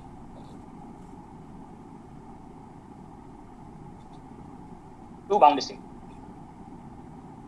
और 2 बाउंड स्टेट जब एग्जिस्ट करेंगे तो यहाँ पे एनर्जी को मैंने E1 और E2 लिख दिया। तो E1 के लिए जो रेंज है वो सेम रहेगा, π² m² से लेस एनर्जी 0 से ग्रेटर होगी। बट जो ये ग्राउंड स्टेट और जो फर्स्ट एक्साइज स्टेट होगा E2, उसके लिए जब रेंज निकालेंगे तो फिर से आप कैलकुलेट कर सकते हैं, π² m² से ग्रेटर बनेगा। और ये यहाँ पे इसमें सर एक मिनट पहले मैं नोट कर दूं फिर आप पूछ लीजिए। मैं यहाँ पे कैलकुलेट करा दे रहा हूँ। सेकंड जो बीटा है उस बीटा की वैल्यू को आप कंपेयर करिए। यहाँ पे अभी जो रेंज लिखा है ये π/2 से ग्रेटर बनेगा और इस पाई से लेस बनेगा। और इसका स्क्वायर किया तो ये beta square pi square by 4 से ग्रेटर बनेगा और पाई स्क्वायर से लेस बनेगा। तो यहाँ पे फिर से एनर्जी का सॉरी मिस्टेक हुआ, ये रेडियस देखो यहाँ से मिस्टेक हाँ सर वही बोल रहा Yes, yes, हूँ। right. सही था सर। हाँ जी, ये पाई से ग्रेटर है और 3 पाई बाई 2 से लेस। 3/2। यस सर, अब करेक्ट बनेगा, ठीक यस है। सर, अब यहाँ पे ये पाई से ग्रेटर हो गया और 3 पाई बाई 2 से लेस हो गया। अब इसको स्क्वायर कर लीजिए तो ये पाई स्क्वायर हो गया और ये 9 पाई स्क्वायर बाई 4 हो गया, ठीक है। बट अभी जो ये कर्व है ये ऐसा आप ये कंपेयर करते जाइए। यहाँ पे आपने एक एजम्पशन लिया था, टोटल वेव फंक्शन में एक साइन कॉस पार्ट भी था और साइन पार्ट भी था, बट यहाँ पे आपने ओनली दो स्टेट्स को काउंट कर रहे हैं जिसकी पीरियडिटी इवन, इट मींस कॉस वाले पार्ट से। हो सकता है कि उससे पहले इस वेव फंक्शन की एनर्जी लाई कर जाए। तो अभी जस्ट मैं इवन पार्ट को एक्सप्लेन कर रहा हूँ, मैं टोटल की बात नहीं कर रहा इस कर्व में। तो टोटल कंबाइन कर लेंगे तब टोटल बाउंड्री स्टेट्स चेंज हो जाएंगे, ठीक है। तो ये जो नेक्स्ट रेंज है यहाँ से जब आप एनर्जी कैलकुलेट करेंगे, इसको मैं E2 नहीं लिख रहा क्योंकि हमें नहीं पता कि किस नंबर पे लाई करेगा। तो इवन के लिए तो इसको आप हायर स्टेट ले रहे हैं, बट हो सकता है उससे पहले ऑड वाली स्टेट लाई कर जाएगी। तो अगर एब्सेंट है ऑड वाली स्टेट तो ये फर्स्ट एक्साइज स्टेट बन गया, बट अगर ऑड वाली स्टेट पहले लाई कर गई तो हो सकता है सेकंड एक्साइज स्टेट हो। तो इसलिए इसके लिए मैं नंबरिंग नहीं कर रहा, और जब नंबरिंग नहीं कर रहे हैं तो ये एनर्जी का रेंज हायर स्टेट्स के लिए बनेगा pi square h cross square by twice m a square but less then 9 pi square h cross square by twice m a square. तो कैसे एनर्जी रेंज आप निकालेंगे? ये जो रेंज है, ये रेंज यहाँ पे जो भी हायर एनर्जी स्टेट थी, अगर टू बाउंड्री स्टेट है तो उसमें एक लोअर एनर्जी स्टेट होगी, हायर एनर्जी स्टेट होगी। तो लोअर के लिए तो बनेगा ये रेंज और हायर के लिए बनेगा ये रेंज। अगर आपको एग्जैक्ट वैल्यू निकालना होगा तो वहाँ पे पार्टिकल का नेम से एग्जैक्ट मास का आइडिया दे दिया, V0 का आइडिया दे दिया, उसके विड्थ का आइडिया दे दिया, तब ये प्लॉट को इंटरसेक्शन पॉइंट से आप एग्जैक्ट बीटा निकाल सकते हैं। तब ये जो एनर्जी की एग्जैक्ट वैल्यू आपको यहाँ पे फाइंड होगी वो इस रेंज में लाई करेगी, और जो इस पॉइंट के कॉरस्पॉन्डिंग एनर्जी आप फाइंड करेंगे उसकी एग्जैक्ट वैल्यू इस रेंज में लाई करेगी। बट हो सकता है कि पार्टिकल का नाम चेंज करते जा रहे हैं तो मास चेंज होने से ये, इसलिए वो ऑल वैल्यूज नोट कर दी जिन पे पार्टिकल टू बाउंड स्टेट के लिए बाउंड होगा V0 पोटेंशियल और A के कॉरस्पॉन्डिंग, तो इस रेंज में वो लाई करें। तो कैसे फाइंड करना है energy range, radius range, V0 range, वो आपको मैंने हिंट कर दिया। टोटल पार्ट तब डिस्कस करेंगे जब हम पहले साइन वाले पार्ट को भी और चेक करें। अभी मैंने जस्ट वो पॉइंट हिंट किया है कि कैसे आप इंटरसेक्शन पॉइंट से एनर्जी के रेंज निकाल सकते हैं, रेडियस का रेंज निकाल सकते हैं और उनकी एग्जैक्ट वैल्यू को कैलकुलेट कर सकते हैं। अब यही पार्ट आपको रिपीट करना है, फिर एक साथ नोट करा देंगे आप ऑड फंक्शन को यूज करिए। अभी हमने जस्ट वो पॉइंट डिस्कस किए हैं जिनमें पीरियडिटी इवन है। तो यहाँ पे ऑड वेव फंक्शंस जो मैंने आपको पहले नोट करा दिए हैं, दैट फॉर्म यूज करके बाउंड्री कंडीशंस जो भी मैंने इवन वेव फंक्शन के लिए यूज किए हैं वो सिमिलर कंडीशंस यहाँ पे अप्लाई करें। जो सेकंड रीजन का वेव फंक्शन है वहाँ पे हम पेरिटी को भी ऑड लेके चल रहे हैं। अभी हमें टोटल स्पेस में कंफर्म नहीं है। साई सेकंड में जो साइन का कोफिशिएंट है वो आप एक बार कंफर्म कर लें। आपको यहाँ पे सी कोफिशिएंट दिया है, इससे आपको टोटल वेव फंक्शन के लिए क्या कोफिशिएंट बनेगा वो कंफर्म है। ये सी sine k second x, Sai third that is F exponential minus के फर्स्ट एक्स। अब की बार ये फॉर्म यूज करेंगे। अभी जस्ट पेरिटी आपको इस पोर्शन के लिए पता है, सेकंड रीजन के लिए आपको टोटल के लिए पेरिटी का आइडिया है। अब यहाँ पे आप बाउंड्री कंडीशन अप्लाई करिए -a/2 और +a/2।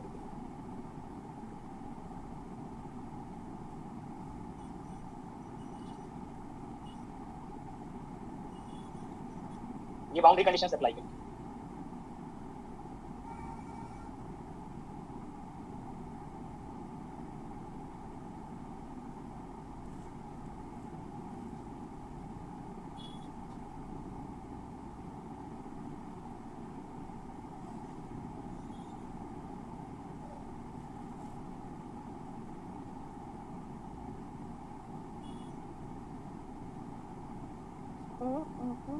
a minus a/2। ए और एफ का रिलेशन चेक कर लीजिए।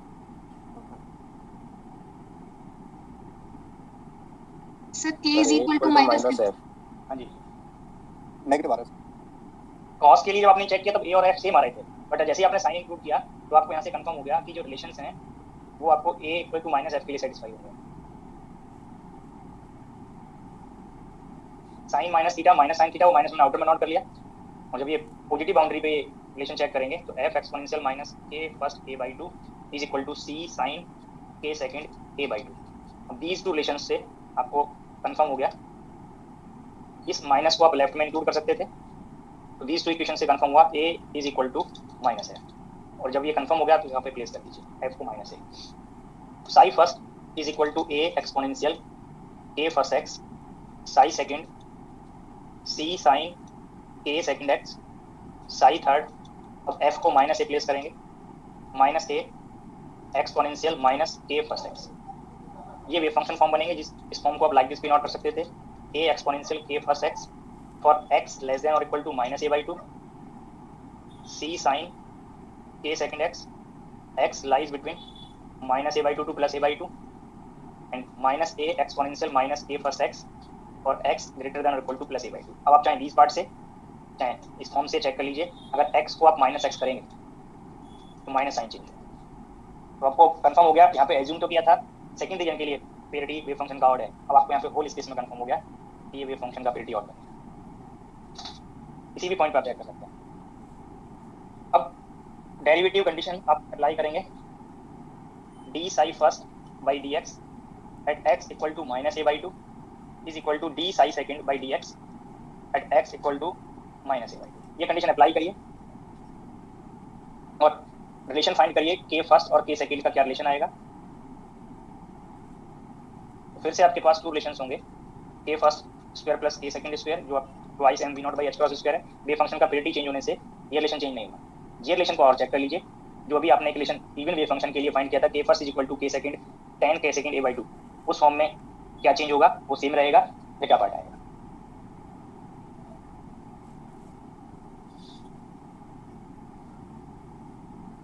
एक बार कंफर्म कर लीजिए। यस सर, यही आ रहा है।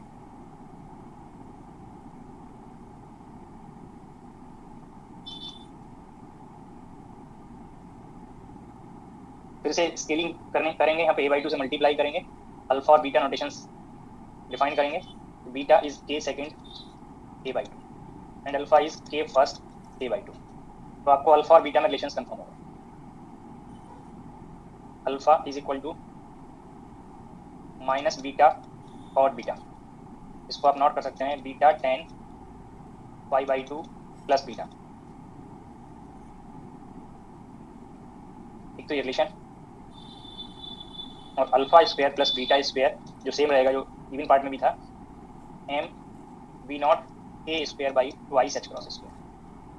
these two रिलेशंस के इंटरसेक्शन पॉइंट से आप बाउंड्री स्टेट का नंबर काउंट करेंगे और रेडियस और एनर्जी के लिए रेंज आप फाइंड करेंगे। तो यहाँ पे जो ये प्लॉट मैंने डिस्कस किया था वो इवन वेव फंक्शन पार्ट के लिए था। ऐसे आप सेपरेटली ऑड के लिए फाइंड करेंगे, फिर इसको कंबाइन करेंगे।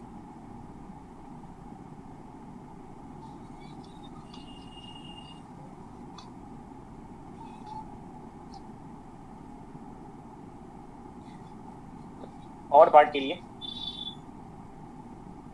जो वेव फंक्शंस हैं,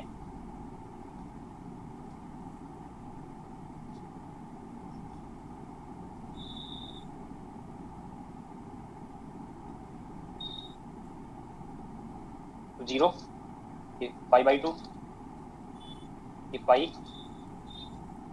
3 पाई बाई 2 एंड 2 पाई। तो जैसे ही आप ये रिलेशन यूज करेंगे, या तो फिर से यहाँ पे बीटा की वैल्यूज प्लेस करके कॉट बीटा का वैल्यू यहाँ पे इंक्लूड करते हुए प्लॉट कर दीजिए, अदरवाइज इस रिलेशन पे जाइए। जो आपने प्लॉट किए हैं, ये plot pi by 2 amount right में शिफ्ट हो जाए ऑड फंक्शन के लिए। जो इवन फंक्शन के प्लॉट थे, अगर इसी को लेफ्ट में भी चेक करने लगते तो एक प्लॉट आपको लाइक दिस बनता है नेगेटिव पोर्शन।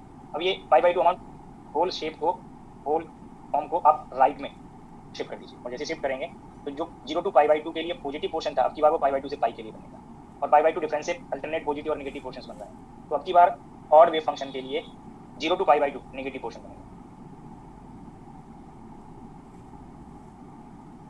और पाई बाई 2 से पाई के लिए पॉजिटिव पोर्शन बनेगा।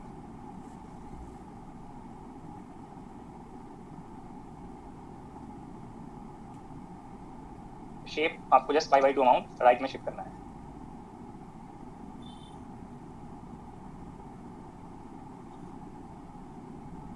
पाई बाई 2 से 3 पाई बाई 2 के लिए नेगेटिव बनेगा, और 3 पाई बाई 2 से 2 पाई के लिए फिर से पॉजिटिव बनेगा।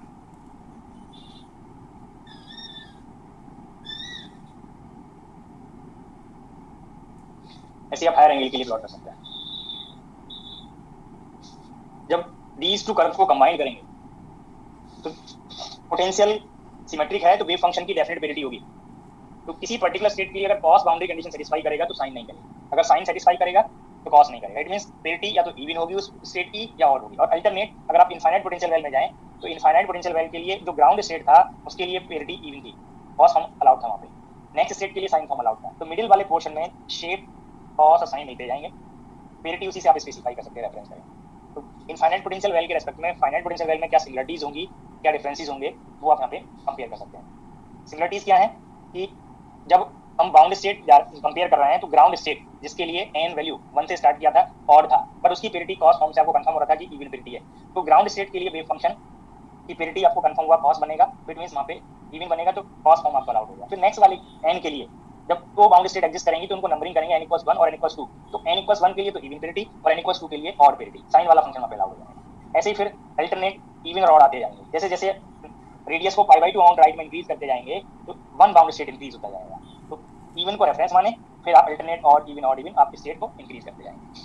तो जब आप टोटल वेव फंक्शन लेंगे तो जनरल फॉर्म से अभी भी हो सकता है आपको पेरिटी का आइडिया ना रहे, बट मैंने आपको सेपरेट करके बता दिया कि n की किसी एक पर्टिकुलर वैल्यू के लिए कॉस और साइन कोई एक ही बाउंड्री कंडीशन सेटिस्फाई करेगा, दोनों सेम स्टेट की बाउंड्री कंडीशन सेटिस्फाई नहीं करेंगे। जो कॉस करेगा तो साइन नहीं करेगा, और साइन नहीं करेगा तो कॉस नहीं करेगा। और वो आपको यहाँ से भी करना है, जो सॉलिड कर्व्स हैं वो अलाउड हैं और जो नेगेटिव डैश कर्व हैं वो अलाउड नहीं है। तो बोथ पोर्शन में ओनली पॉजिटिव पोर्शन को आप यहाँ पे ड्रॉ कर दीजिए। टोटल वेव फंक्शन को जो आप रेफरेंस लेंगे तो टोटल वेव फंक्शन आपको फर्स्ट रीजन के लिए डिस्कस किया है a exponential plus k first x, second region के लिए c cos, और ये आप कंपेयर कर लीजिए, c है d है, वहाँ पे मैंने जो लिखा है वो सेम लेना है, साइन के साथ c है और cos के लिए d है, total wave function part, cos के लिए d और साइन के लिए c है, तो c sine k second x plus d cos k second x, और अभी मैं इसको जनरली f लिख रहा हूँ। अब इस f की value may be plus a और माइनस a, जब cos लेंगे तो ये प्लस a बनेगा और जब साइन लेंगे तो ये माइनस a बनेगा, ये अभी आपको कंफर्म करा दिया है।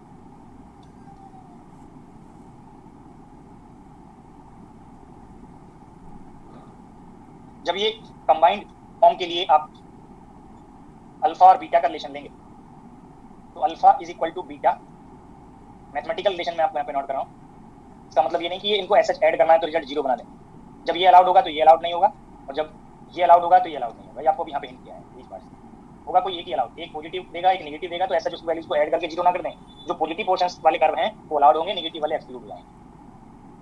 अभी आप ऐसे मैथमेटिक्स वहाँ पे अप्लाई करने लगे, क्या मॉडिफिकेशन है इस पार्ट में वो आपको मैंने सेपरेटली हिंट कर दिया है। फॉर्म तो बनेगा ये, बट इसमें ओनली पॉजिटिव पोर्शन को आपको प्लॉट करना है। Alpha square plus beta square is equal to m v0 a square by twice h cross square with radius square root of m v0 a square by twice h cross square. मैं next page पे ये plot note कर रहा हूँ,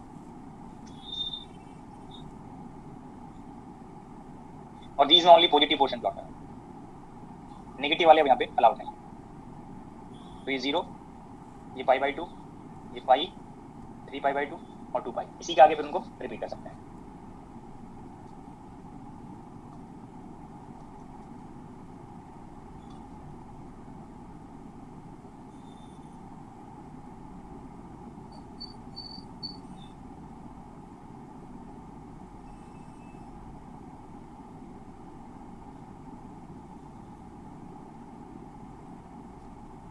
पहले मैं यहाँ पे cos के कॉरस्पॉन्डिंग जो फंक्शंस हैं उनको प्लॉट कर दे रहा हूँ।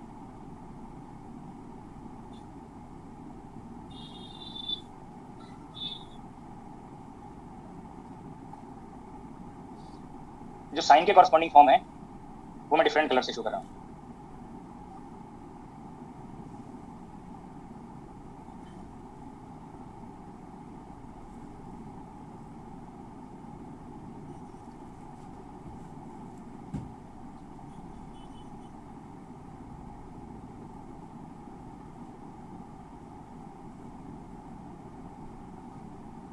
मैंने 0 to 2π आपको यहाँ पे 4 कर्व शो कर दिए, इनमें 2 कर्व्स कॉस फॉर्म के लिए हैं और 2 कर्व्स यहाँ पे साइन फॉर्म के लिए हैं। तो आप चेक कर सकते हैं ये अल्टरनेट, ये इवन के लिए, ये ऑड के लिए, ये फिर से इवन के लिए, ये ऑड के लिए।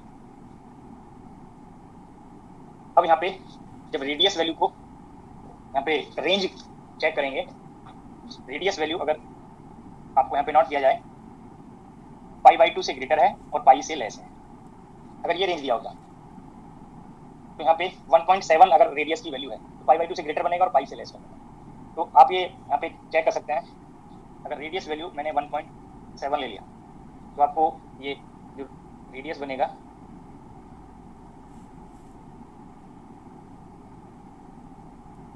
वो ये पोर्शन बन गया यहाँ पे, और थोड़ा ऊपर हायर शो कर दीजिए, इससे लगभग सर्कल आप शो हो जाए।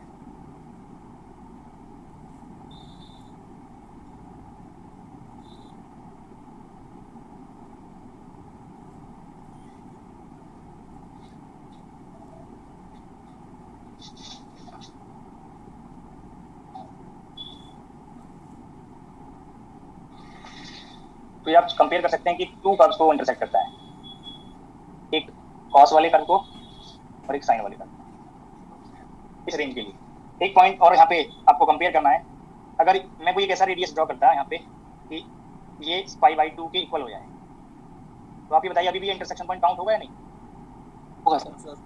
ये भी इंटरसेक्शन पॉइंट काउंट होगा अगर ये टच कर दे रहा है। तो यहाँ पे कितनी बाउंड्री स्टेट बनी इस रेंज के लिए, रेडियस इस वैल्यू के लिए? तो टू बाउंड्री स्टेट है। अगर टच करेगा तब भी टू बाउंड्री स्टेट है, अगर ये फॉर्म को इसको टच कर देता तब भी तो बाउंड्री स्टेट टू है। तो ये इक्वलिटी साइन रेडियस में कहाँ पे इंक्लूड करना है, ये आपको सभी को कंफर्म हो रहा है नहीं? पाई पे लोअर लिमिट पे, लोअर लिमिट पे काउंट करेंगे, अपर लिमिट पे नहीं करेंगे। तो मैं नेक्स्ट स्लाइड पे आपको ये साथ के साथ कंफर्म करते चले जाएंगे आगे। मैं रेडियस के लिए, एनर्जी के लिए, नंबर ऑफ बाउंड्री स्टेट के लिए टेबल नोट करा रहा हूँ नेक्स्ट स्लाइड पे।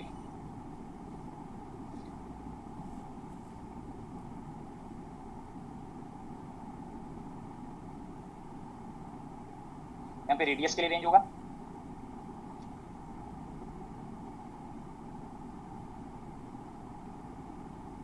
नेक्स्ट आप total number of even boundary state या एनर्जी रेंज नोट कर सकते हैं।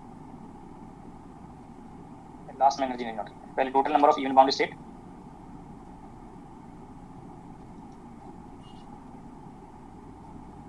मैं इसको नोट कर दे रहा हूँ, टोटल वाला पोर्शन सेपरेट कर दे रहा है। Total number of boundary state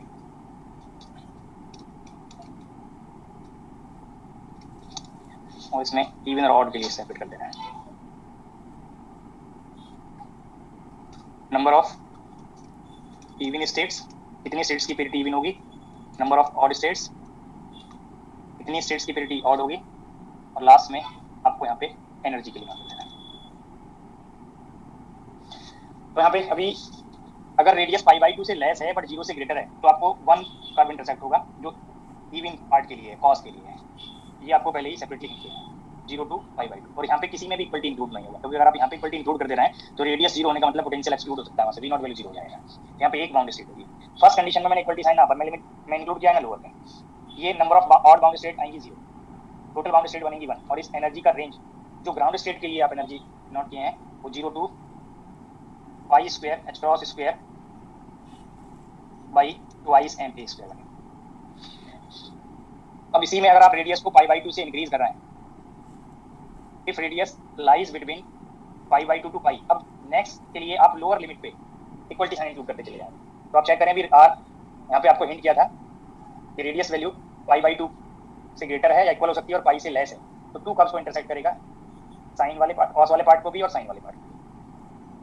alternate आपको इवन और ऑड पेरिटी बनेगी, तो पहले से ये वन बाउंड्री स्टेट इवन के लिए तो था ही, अब वन इंटरसेक्शन पॉइंट इंक्रीज होने से वन बाउंड्री स्टेट का नंबर इंक्रीज होगा, बट पहले इवन था, अब ऑड वाला पार्ट भी आ गया। अब यहाँ से कर्व को चेक कर सकते हैं, टू कर्व्स इंटरसेक्ट हो रहे हैं डिफरेंट कलर्स में, पहले फर्स्ट कर्व कॉस के लिए है, फिर साइन के लिए, फिर कॉस और फिर साइन, तो पेरिटी आपको कंफर्म रहेगा। वही नंबर आपको यहाँ पे नोट करें, टोटल बाउंड्री स्टेट होगी 2, बट जो इसमें अपर मोस्ट लेवल होगा, अपर मोस्ट स्टेट होगी, अपर मोस्ट एनर्जी की जो स्टेट होगी उसके लिए रेंज अब यहाँ पे नोट करें। जैसे टू बाउंड स्टेट है तो टू बाउंड स्टेट में एक लोएस्ट स्टेट होगा, ग्राउंड स्टेट वर्ड यूज करेंगे, और नेक्स्ट को कहेंगे first excited state. First excited state की एनर्जी अपर मोस्ट एनर्जी बनी, तो वो रेंज अब यहाँ पे एनर्जी के लिए नोट करना है।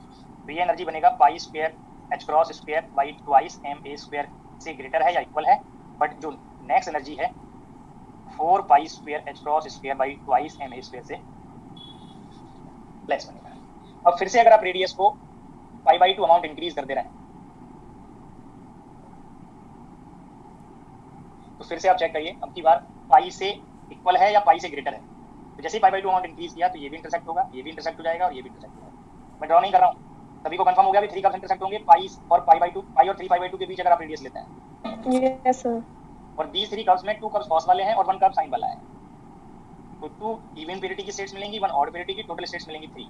और जो इसमें हाईएस्ट एनर्जी वाली स्टेट होगी उसके लिए रेंज एनर्जी का यहाँ पे नोट करना है।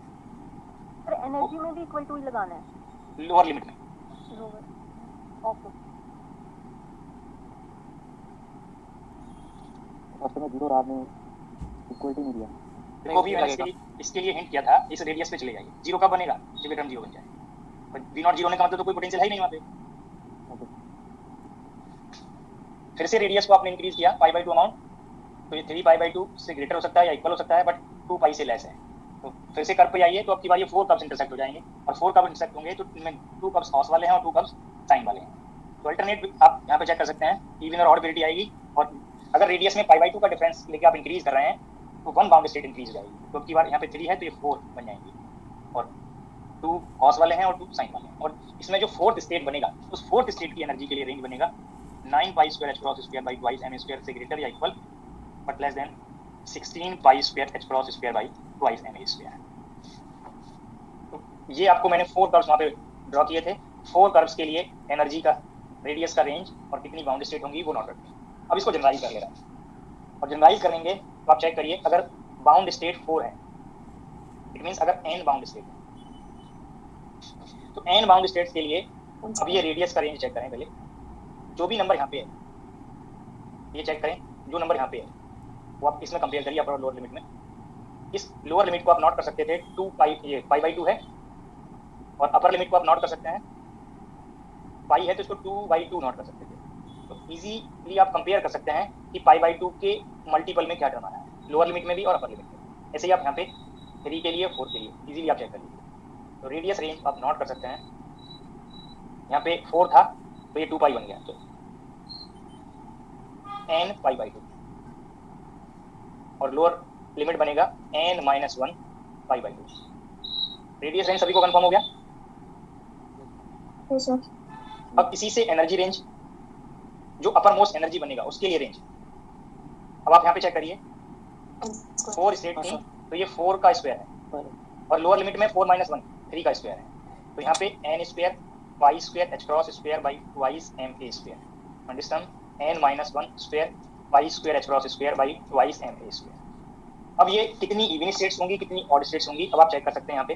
अगर आप ये 4 ले रहे थे और ये 2 ले रहे थे तो इक्वल डिस्ट्रीब्यूशन है इवन और ऑड स्टेट्स के लिए, हाफ हाफ हो गए। अगर n इवन होगा तो ये इक्वल डिस्ट्रीब्यूशन आ रहा है, तो आप इसको n/2 n/2 कर लें। मैं अब पेरिटी की बात नहीं कर रहा, अभी नंबर ऑफ बाउंड स्टेट्स के नंबर की बात कर रहा हूँ कि वो नंबर इवन है या ऑड है। तो इसमें डाउट नहीं होना चाहिए किसी को कि कभी पेरिटी से आप रिलेट करने लगे। अगर ये नंबर इवन है या ऑड है तो ये एक्सप्रेशन चेंज हो जाएगा इवन और ऑड बाउंड स्टेट्स नंबर के लिए। तो आप चेक करिए, अगर ये नंबर इवन था तो इक्वल डिस्ट्रीब्यूशन हो रहा था, हाफ हाफ हो रहे थे, तो ये तो कर दो। बट आप यहाँ पे जाइए इस पार्ट में, तो इसमें अगर आप यूनिटी ऐड करते हैं 4/2 लिख सकते हैं इसमें, n+1/2 और n-1/2। अब these एक्सप्रेशंस में आप n की वैल्यू प्लेस करें। ये 4 जो रेडियस के रेंज के लिए मैंने डिफरेंट कॉलम्स में वैल्यूज नोट कराई हैं वो मैच करें। तो ये स्टेट वाला थोड़ा बता दीजिए। ये आप चेक करिए, अगर 1 बाउंड स्टेट है टोटल नंबर, अब इसको मैंने यूनिटी ऐड किया और इसको 2 से डिवाइड कर दिया तो ये नंबर बन गया, और अगर इसमें यूनिटी डिफरेंस कर दूं तो ये 0 बन गया। अब ऑड वाले पार्ट पे जाइए, फिर से नेक्स्ट ऑड नंबर 3 है। अब ये वैल्यू को आप चेक करिए, इसको मैं नोट कर सकता हूँ 3 + 1/2 और 3 - 1/2, तो ये 4/2 2 बन गया, और 3 - 1 2/2 1 बन गया। तो जब ये total number of bound state का नंबर ऑड होगा तब ये जो आपको एक्सप्रेशन है n+1/2 और n-1/2 से फाइंड करना है। ऐसे आप करेंगे तो नंबर मैच नहीं करेगा, ये नंबर तब मैच करेगा जब इवन करेगा। तो इस टेबल से मैंने some radius range, some energy range, some states के लिए डिस्कस कर दिया। मैं एक पॉइंट फिर से रिपीट कर रहा हूँ, मैं ये कई बार आपको ये हिंट कर दिया है। अगर ये मान लीजिए कहीं पे लिखा है कि 4 बाउंड स्टेट एग्जिस्ट करती हैं, n वैल्यू 4 है, तो जब 4 बाउंड स्टेट एग्जिस्ट करेंगी तो ओनली सिंगल वैल्यू नहीं होगी n की, कितनी वैल्यूज आएंगी बोलिए? 1 2 3 ये 4 बाउंड स्टेट एग्जिस्ट करेंगे। क्लियर हो गया? जैसे कोई 10th स्टोरी बिल्डिंग है तो 10th फ्लोर एक्सेस थोड़ी बन जाएगा, उसके लिए लोअर फ्लोर और बनाने पड़ेंगे, तभी तो 10th फ्लोर बनेंगे वहाँ पे। तो ऐसा नहीं कि कहीं पे लिखा हुआ n=2 तो सिर्फ आप n=2 ही एज्यूम कर लें। n2 बाउंड स्टेट एग्जिस्ट करेंगी तो उससे लोअर वाली स्टेट्स तो एग्जिस्ट करेंगी, तो वहाँ पे n=1 and 2 होगा। अगर 3 बाउंड स्टेट एग्जिस्ट करती हैं तो n वैल्यू 1 2 3 आएगा। अब यहाँ पे जो ये टेबल है, अभी मैंने आपको ये हिंट किया कि जो ये एनर्जी लिखा हुआ है ये अपर मोस्ट लेवल की एनर्जी है, तो उससे लोअर लेवल की एनर्जी उससे लोअर रेडियस वाले रेंज में नॉट ली।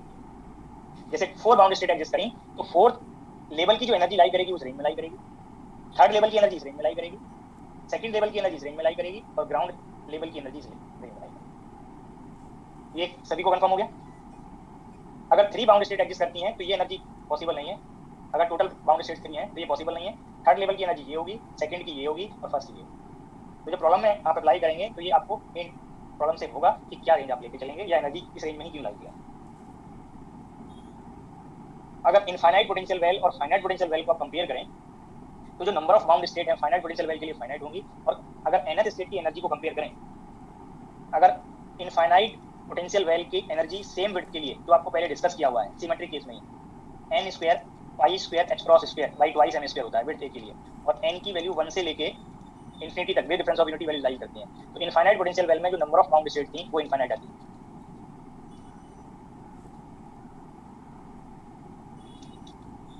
ये पॉइंट आपको पहले हिंट किया हुआ। अब अगर there are finite number of bound state, infinite नहीं आएंगे, एग्जैक्टली कितनी बाउंड स्टेट होंगी वो एनर्जी और पोटेंशियल पर डिपेंड करेगा। There are finite number of bound states for finite potential well. अगर सेम विड्थ के पोटेंशियल वेल की एनर्जी किसी पर्टिकुलर लेवल nth लेवल के लिए आप कंपेयर करें, तो जो अभी लास्ट में मैंने ये रेंज लिखा है, ये रेंज को अब हाईएस्ट लेवल के लिए नोट कर रहे थे, इसको लाइक दिस भी नोट कर सकते हैं, En-1 for infinite,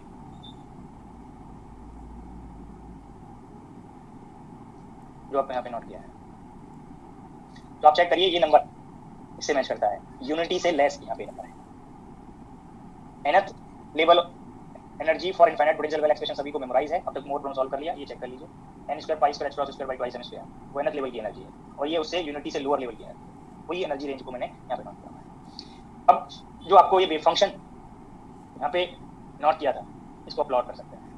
ground state wave function क्या होगा, फर्स्ट स्टेट वेव फंक्शन क्या होगा, वो आप पोटेंशियल वेल के इनसाइड में ड्रॉ कर सकते हैं। अगर आप सम लेवल्स यहाँ पे रिप्रेजेंट करें,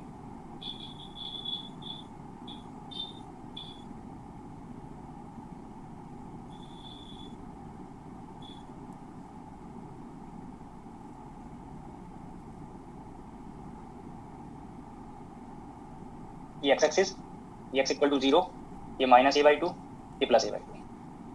सपोज ये n इक्वल्स 1 लेवल के लिए एनर्जी है, जैसे इनफाइनाइट पोटेंशियल वेल के लिए ड्रॉ किया था, ऐसे यहाँ पे ड्रॉ करेंगे। n इक्वल्स 2 के लिए एनर्जी है,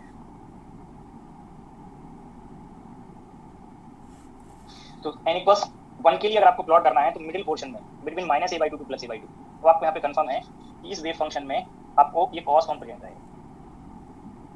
आउटसाइड में ये फॉर्म प्रेजेंट होंगे बट f की वैल्यू प्लस आएगी। जब n इक्वल्स 2 लेंगे तो n इक्वल्स 2 के लिए साइन बनेगा और आउटसाइड में ये फॉर्म होंगे और f इक्वल्स माइनस a बनेगा। ये आपको पहले मैथमेटिकली इवन और ऑड फंक्शन सेपरेटली पे डिस्कस किए हैं, तो वो यहाँ पे फिर से आपको यूज भी होंगे। एंड जब वन बाउंड स्टेट एग्जिस्ट करेगा, one bound state ground state होगा, और ग्राउंड स्टेट के लिए पेरिटी आपको इवन बताया है। यहाँ पे आप चेक कर लीजिए, ये आपको नंबर ऑफ बाउंड स्टेट 1, जब टोटल बाउंड स्टेट 1 होंगी तो ये इसकी पेरिटी इवन है, तो इवन के लिए कॉस, और जब आप इसको प्लॉट करेंगे तो कॉस 0 वैल्यू 1 होता है, और डीज बाउंड्री पे पार्टिकल का वेव फंक्शन 0 नहीं बनेगा, तो ये लाइक दिस प्लॉट करेंगे।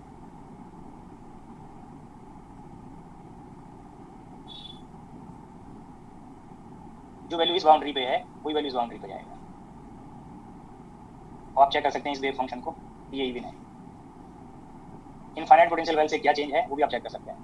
इनफाइनाइट पोटेंशियल वेल में अगर ये प्लॉट करते तो वेव फंक्शन यहाँ पे 0 हो जाता है, यहाँ पे 0 हो जाता है, आउटसाइड में पार्टिकल की वोल्टेज नॉट 0। ये पॉइंट सभी को रिलेट हो रहा है?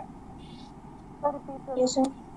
इनफाइनाइट पोटेंशियल वेल के लिए मैंने n इक्वल्स 1 में आपको प्लॉट कराया था, सेम विड्थ के लिए आप ये एनर्जी लेवल को आप चेक करिए, तो आपने प्लॉट लाइक दिस ड्रॉ किया था, कॉस बिहेवियर। बाउंड्री पे वेव फंक्शन 0 था, क्यों? क्योंकि ये बाउंड्री पे पोटेंशियल इनफाइनाइट है और इसका विड्थ भी इनफाइनाइट है, यहाँ पे पोटेंशियल इनफाइनाइट है, इसको पार्टिकल ओवरकम नहीं करता है। Outside the potential well at the boundary wave function 0, Sai mod square 0। ये सभी को रिकॉल हो रहा है? बट यहाँ पे आप इसमें एनालॉजी करिए फाइनाइट पोटेंशियल वेल के लिए, ये बाउंड्री पे वेव फंक्शन की वैल्यू 0 नहीं, यहाँ पे 0 नहीं है, प्रोबेबिलिटी डेंसिटी भी नॉन 0 बनेगी, तो इनसाइड तो कॉस फॉर्म ही बन रहा है, बट यहाँ से फिर मॉडिफिकेशन हो गया, इधर डिकेइंग है इधर भी डिकेइंग है, बट बाउंड्री पे नॉन 0 बनेगा।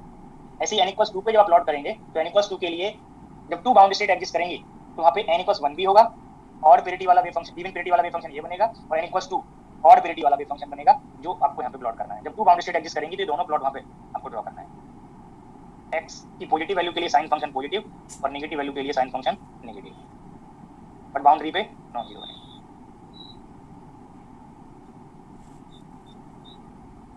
जब इसके x की वैल्यू को नेगेटिव करेंगे तो जितना यहाँ पे प्लस में अमाउंट है उतना यहाँ नेगेटिव में बनेगा। तो ये करेक्टली ड्रॉ कर देंगे साइन फंक्शन पार्ट को, जस्ट क्वालिटेटिव बिहेवियर को रिप्रेजेंट करने के लिए मैंने हिंट किया है।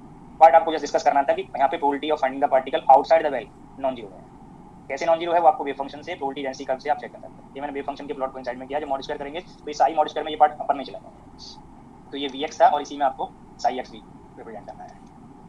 जब साई मॉड स्क्वायर करेंगे तो ये पार्ट आपको लाइक दिस ड्रा हो जाता है, पॉजिटिव बन जाता है। वेव फंक्शन और मॉड स्क्वायर दोनों पार्ट आप प्लॉट कर सकते हैं। सर जो ये n इक्वल टू 1 और n इक्वल टू 2 के लिए वेव फंक्शन है वो रियल स्पेस में तो इंटरसेक्ट नहीं करते ना, जैसे इसमें दिखाया हुआ, तो सर आपने बस मतलब वैसे ही वो एक फिगर में बनाने के लिए दिखाया हुआ है ना? इतने कैंडिडेट कोई डाउट है जो ये अभी पूछ रहे हैं? ये वेव फंक्शन एक्सिस नहीं है, जस्ट क्वालिटेटिव बिहेवियर है। ये सेपरेटली आप प्लॉट करते साई एक्सिस के लिए, ये -a/2, ये +a/2 और ये x इक्वल टू 0, ये साई एक्स। तो इस बाउंड्री पे वेव फंक्शन नॉन जीरो बन जाता है, इस बाउंड्री पे नॉन जीरो बन जाता है, इसके आगे ये डिकेइंग फॉर्म बन जाता है, ऐसे इसके आगे यहाँ पे डिकेइंग फॉर्म बन जाता है और मिडिल में कॉस दे रहा था। अब आपको ये थोड़ी पता है कि एग्जैक्टली साई की वैल्यू कितना है, अगर वो निकाल लें तो क्या साई की वैल्यू साइन और कॉस में किसी पर्टिकुलर एंगल के लिए अगर साइन वैल्यू कहीं पे 1/√2 है तो कॉस वैल्यू किसी अनदर एंगल के लिए या सेम एंगल के लिए 1/√2 होता है। कॉस साइन वैल्यू 1/2 होता है, कॉस वैल्यू किसी अनदर एंगल के लिए 1/2 होता है। क्या वैल्यू मैच नहीं कर सकते? कर सकते हैं सर, बताइए। ऐसे कर सकते हैं। बट रीजन क्या है कि यहाँ पे ये जो एसएस प्लॉट है वो एनर्जी पे ट्रांसफॉर्म किए हुए हैं, यही तो डिफरेंस है। Yes sir. ठीक है, तो इस इंटरसेक्शन से कोई कंफ्यूजन थोड़ी हो सकता है यहाँ से। Okay sir, okay sir. ये साई 1 का प्लॉट मैंने कर दिया, ऐसे आप साई 2 का प्लॉट कर लेंगे सेपरेटली। समझ आ गया sir. Excuse me sir, both में डिफरेंस क्या है कि आप इनफाइनाइट पोटेंशियल वेल में दीज बाउंड्री पे जीरो कर दे रहे थे, यहाँ पे आपको जीरो नहीं करना है। ये साई 2 के लिए जितना प्लस में जाएगा उतना ही माइनस में फिर एक्सपोनेंशियली डिकेइंग फॉर्म है। ये शेप मैंने जस्ट शो कर दिया। अब इसका मॉड स्क्वायर करते तो ये पोर्शन ऊपर चला जाएगा, पॉजिटिव पार्ट में प्रोबेबिलिटी डेंसिटी पॉजिटिव होती है, वेव फंक्शन पॉजिटिव और नेगेटिव हो सकता है। इसमें कोई वेव फंक्शन आई है ना? हां जी, n इक्वल्स 2 के लिए 2 स्टेट्स बन रही थी ना? हां जी, n इक्वल्स 2 के लिए 2 स्टेट्स बन गई। उनमें n इक्वल्स 2 जब लेंगे, ये n इक्वल्स 2 अभी आपको मैंने हिंट किया था कि ऐसा आपको डाउट नहीं होना चाहिए कि n इक्वल्स 2 में सिर्फ n इक्वल्स 2 ही वैल्यू होगी, 1 भी तो इंक्लूड करना है वहां पे। तो सर जैसे वेव फंक्शन कर रहे हैं तो फॉर 2 बाउंड स्टेट, जब 2 बाउंड स्टेट होंगी तो n वैल्यू 1 और 2 उनके इंडिसेस रिप्रेजेंट करेंगे या नहीं? अभी बताया था। तो उनमें n इक्वल्स 1 के लिए ये वेव फॉर्म बनेगा और n इक्वल्स 2 के लिए ये वो वेव फॉर्म बनेगा। अगर सिंगल बाउंड स्टेट है सिर्फ ये फॉर्म बनेगा, तब ये नहीं होगा। सेकंड वाली कैसे बनी वेव फॉर्म? नहीं रिलेट हो रहा सर फर्स्ट वाली तो आगे समझ में आपने जैसे बनाई। ये जब मैंने लिखा यहाँ पे, हो सकता है आप लोग स्टेटमेंट से कंफ्यूज हो रहे हो कि n इक्वल्स 2 में सिर्फ एक ही स्टेट होगा। मैंने कहा 2 बाउंड स्टेट एग्जिस्ट करती हैं। अब these 2 बाउंड स्टेट को आपको नंबर रिप्रेजेंट करना है, तो क्या नंबर रिप्रेजेंट करेंगे? एक को 1 और एक को 2। क्लियर हो गया? n इक्वल्स 1 के लिए साई 1 और n इक्वल्स 2 के लिए साई 2। तो साई 1 में तो आपको फॉर्म बनेगा a एक्सपोनेंशियल k1x और d cos k second x और a एक्सपोनेंशियल माइनस k1x। और इसमें जो n इक्वल्स 2 वाली स्टेट है उसका वेव फंक्शन साई 2 है, a exponential k first x और ये बनेगा c sin k second x और minus a exponential minus k first x। अब आप प्लीज को प्लॉट कर लीजिए। ये वाला प्लॉट कैसे होएगा सेकंड वाला? ये प्लॉट, यस सर। ये outside the potential well exponentially decaying function है। ये नीचे वाला ना एक्सपोनेंशियली डिकेइंग फंक्शन तो these two portion these part और मिडिल पोर्शन जो है वो साइन वेव को जो रिप्रेजेंट करेंगे x इक्वल टू 0 पे 0 बनता है साइन, और यहाँ पे ये मैक्सिमम बनेगा और यहाँ पे ये मिनिमम बनेगा। नहीं सर, जैसे हमने इनफाइनाइट वाले में किया था तो सबसे पहले साइन वेव अपर पार्ट था, उसके बाद नीचे वाला पार्ट था। इसमें पहले नीचे वाला है, बाद में अपर पार्ट है। सिमेट्रिकली यही था ना, सिमेट्रिकली तो यही था। और तो जाना भूल जाते हैं वो साई 2 में वो एंटी चार्ज है ना सर, माइनस है, तभी वो पूछ रहे हैं कहाँ पे सर। यार नेगेटिव है ना सर, तभी तो नीचे स्टार्ट होना है सर। एक्सिस की तरफ जा रहे हैं वो सर तो ये माइनस, ये डेरिवेशन में नहीं बताया कि माइनस a बनेगा। है इधर अभी बोलिए, x को जो नेगेटिव करेंगे तो साइन की वैल्यू क्या आएगी? नेगेटिव है, नेगेटिव आएंगे और वेव फंक्शन कंटीन्यूअस होने से आप ये वैल्यू को चेक करिए। अच्छा ये मिस्टेक हो, कोई बात नहीं, इसको आप करेक्ट कर सकते हैं। ये भी तो करेक्ट है। आपको f की वैल्यू का आइडिया थोड़ी है, a की वैल्यू का आइडिया थोड़ी, क्या बनेगा? अब आप बताइए क्या बना ये रिलेशन था या नहीं? पहले डिकेइंग होगा उसके बाद जीरो। ठीक है, भाग है सर समझ। तो आपको ये थोड़ी पता कि ये श्योरली पॉजिटिव ही है या सी जो फॉर्म पार्ट बन रहा है। मैंने आपको वहां पर रिलेशन बताया a प्लस माइनस f। इसका मीनिंग क्या है? अगर f पॉजिटिव है तो ये नेगेटिव बनेगा और f नेगेटिव है तो ये पॉजिटिव बनेगा। क्लियर हो गया? यस, मतलब कुछ पता नहीं ना, हो सकता है ये नहीं भी हो सकता है। स्टार्टिंग में से ही आपको बताया जा रहा है कि जो वेव फंक्शन में मल्टीप्लिकेटिव फैक्टर है जिसको नॉर्मेशन कांस्टेंट कहते हैं, वो वैल्यू रियल भी हो सकता है, कॉम्प्लेक्स भी हो सकता है, इमेजिनरी भी हो सकता है, प्लस भी हो सकता है, माइनस भी हो सकता है। ठीक है। Yes sir. सर एक डाउट था सर। मैं इसको थोड़ा कंप्लीट करते हुए जो पॉइंट यस बात सर। कर रहा था। Yes sir.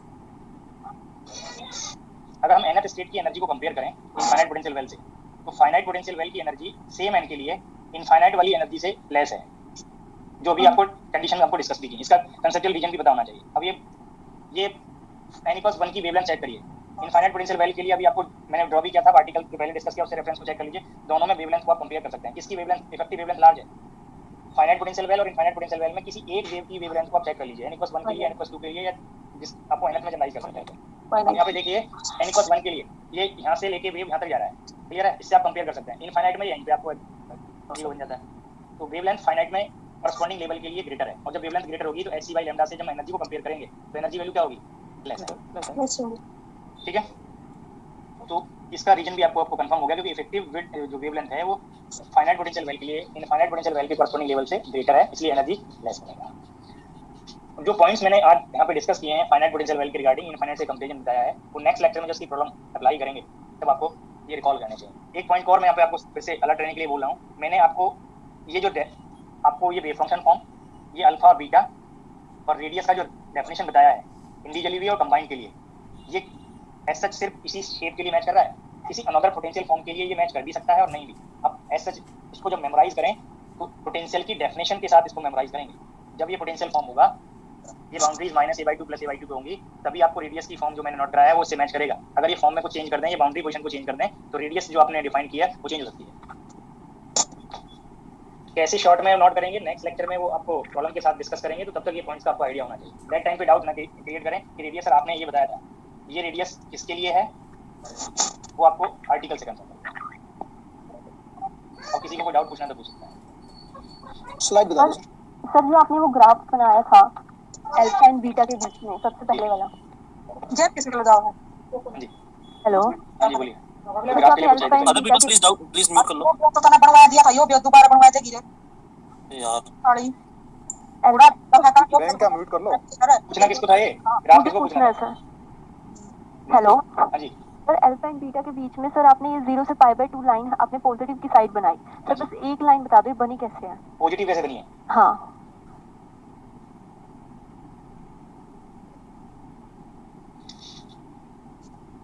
tan 0 वैल्यू क्या होती है? tan 0 0 होता है। 0 tan π/6, tan π/4, tan π/2, ये सभी एंगल पे tan की वैल्यू का आइडिया है, सारे पॉजिटिव होता है। Yes sir. अब मैंने यहाँ पे बीटा की वैल्यू लिया है तो 0, और भी इसमें कोई इंटरमीडिएट वैल्यू ले सकते थे, π/6, π/4, π/2, इसके बीच में चाहे कोई और एंगल आप इंक्लूड कर लीजिए। अब हमें अल्फा की वैल्यू को कैलकुलेट करना है, that is beta tan beta. ये वैल्यू मल्टीप्लाई किया यहाँ पे 0 बन गया।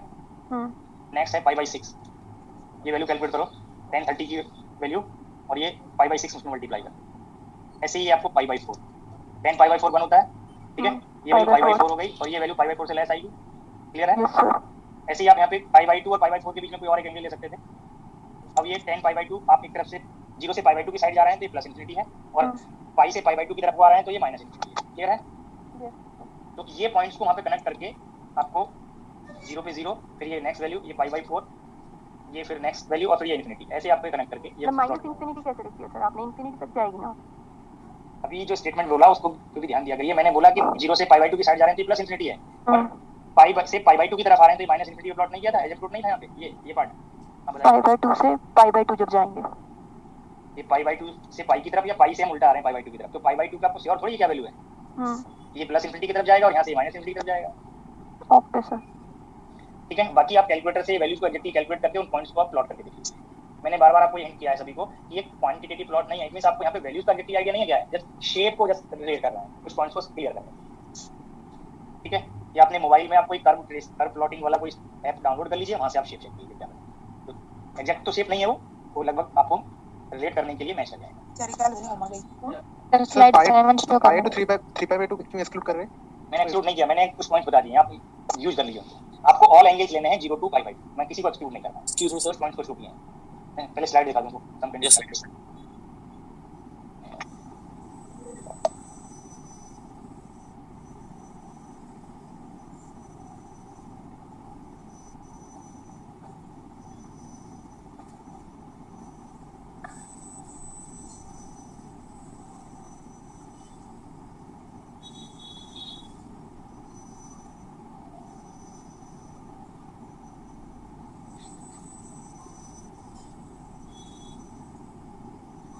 इस आर्टिकल में जो प्लॉट रिक्वायर्ड थे वो आपको बस ये कंफर्म कराने के लिए कि कितने इंटरसेक्शन पॉइंट्स बनते हैं, इसीलिए मैंने क्वालिटेटिव प्लॉट में भी जो शेप है उसको ऐसा ड्रॉ नहीं किया है, ठीक है। इसलिए बाकी लिमिटेड पॉइंट्स पे वैल्यू को कंफर्म कराया है। अगर आपको एग्जैक्ट शेप पे जाना है या वैल्यू को चेक करना है कि क्या है, तो आप अपना कोई कैलकुलेटर में या आप कोई कर्व प्लॉटिंग वाला स्टेप में आप इसको चेक कर लीजिए कि यहाँ पे शेप जरूरत तो है कि शेप करेक्ट होना चाहिए, बट हमारे लिए उसका यूज इतना है कि कैसे हम रेडियस की रेंज को कंपेयर करें और नंबर ऑफ बाउंड स्टेट्स को कंपेयर करें। जितने इंटरसेक्शन पॉइंट्स होंगे these two relations के अल्फा टेन बीटा या वहाँ पे माइनस बीटा कॉट बीटा बने और alpha square plus beta square equal to radius square, these two relations के कितने इंटरसेक्शन पॉइंट्स हैं किसी रेडियस रेंज के लिए वो इंपॉर्टेंट है।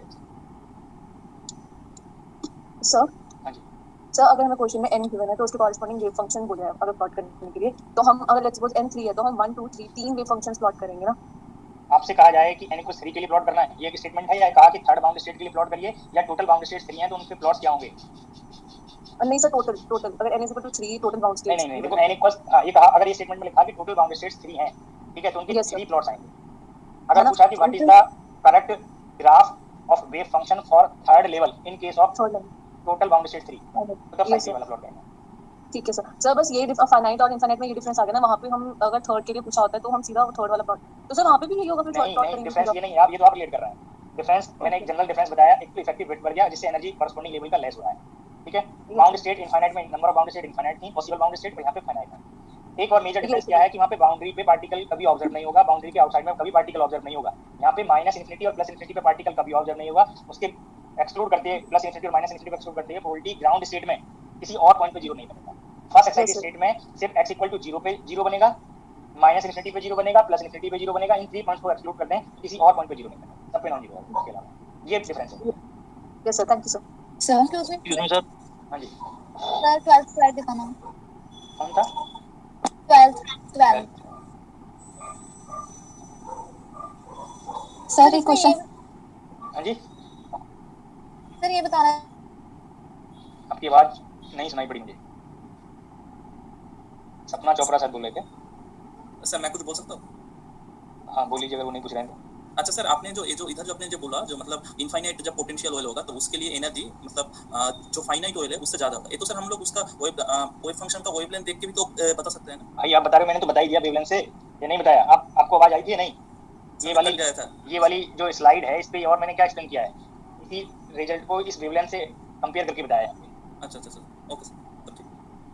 सर हमने 12th स्लाइड में सर हेलो हाँ जी सर 12th स्लाइड में हमने ये लिया ना कि जैसे जो लोअर बाउंड उसमें तो हमने इक्वालिटी का साइन ले लिया, पर जो अपर वैल्यू है हमारे उसमें इक्वालिटी का साइन नहीं लिया। एक्सक्लूडिंग ग्राउंड स्टेट जितनी भी हायर स्टेट्स होंगी उनमें इक्वलिटी साइन सिर्फ लोअर लिमिट में इंक्लूड करेंगे। उसका रीजन भी मैंने प्लॉट में हिंट किया कि जब कोई ये सर्कुलर आर्क इन पॉइंट्स को टच करेगा तो वो इंटरसेक्शन पॉइंट काउंट होंगे, इसीलिए वो इक्वलिटी साइन लोअर लिमिट में है।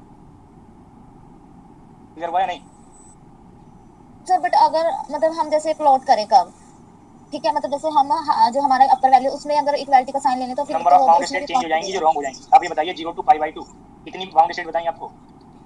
1 बताएं। 1 सर यस अगर यहाँ इक्वलिटी साइन इंक्लूड कर दिए तो 2 हो गई, हां जी, तो रॉन्ग हो जाएगा ना नंबर, इसलिए लोअर लिमिट में इंक्लूड करेंगे वो number. r less than pi but greater than π/2। इसमें बाउंड स्टेट कितनी बताई थी? सर इसमें 2 बताई थी आपने। यहाँ पे इक्वलिटी साइन इस लोअर लिमिट में इंक्लूड कर दूं, क्या number of bound state change हुआ? नो सर नहीं हुआ, इसलिए मैंने लोअर लिमिट में इक्वलिटी साइन बता दिया। अपर में चेंज इंक्लूड कर लेते तो वो हायर स्टेट में काउंट कर रहे हैं, हायर रेडियस रेंज के लिए काउंट कर रहे हैं वो बाउंड स्टेट, इसलिए तो ये बोल सकते हैं कि नंबर और बाउंड स्टेट को मतलब वो रखने के लिए इसलिए हमने इक्वलिटी साइन मैंने यहाँ पे इंक्लूड कर दिया। और ये आप ये चेक भी करते हैं कि जब ये कोई कर्व टच कर रहे हैं ऐसे, ये भी इंटरसेक्शन पॉइंट है, ये भी इंटरसेक्शन पॉइंट है और ये भी इंटरसेक्शन पॉइंट है, तो इसलिए मैंने इक्वलिटी साइन इंक्लूड कर दिया। सर एक क्वेश्चन था, सॉल्व नहीं हुआ मेरा। सर उसमें हैमिल्टोनियन दे रखा था और ये पूछा है कि टाइम इवॉल्व स्टेट बतानी है हमें sigh of T initial state पे। h दिया हुआ है। Yes sir. हाँ जी। और हमसे पूछा है कि टाइम इवॉल्व स्टेट बतानी है साई ऑफ टी बताना है। इनिशियल स्टेट कैट 1 था सर, उसमें t इक्वल टू 0 पे कैट 1। और सर ये हैमिल्टोनियन जो था वो था a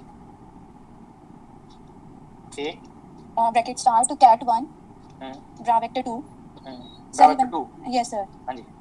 minus ket vector 2 bra vector 1 ket vector 2 bra vector 1। हाँ जी, ये हैमिल्टोनियन दिया है और आपको t इक्वल टू 0 पे हिंट किया था कि ये कैट ऑफ 1 है। Yes sir.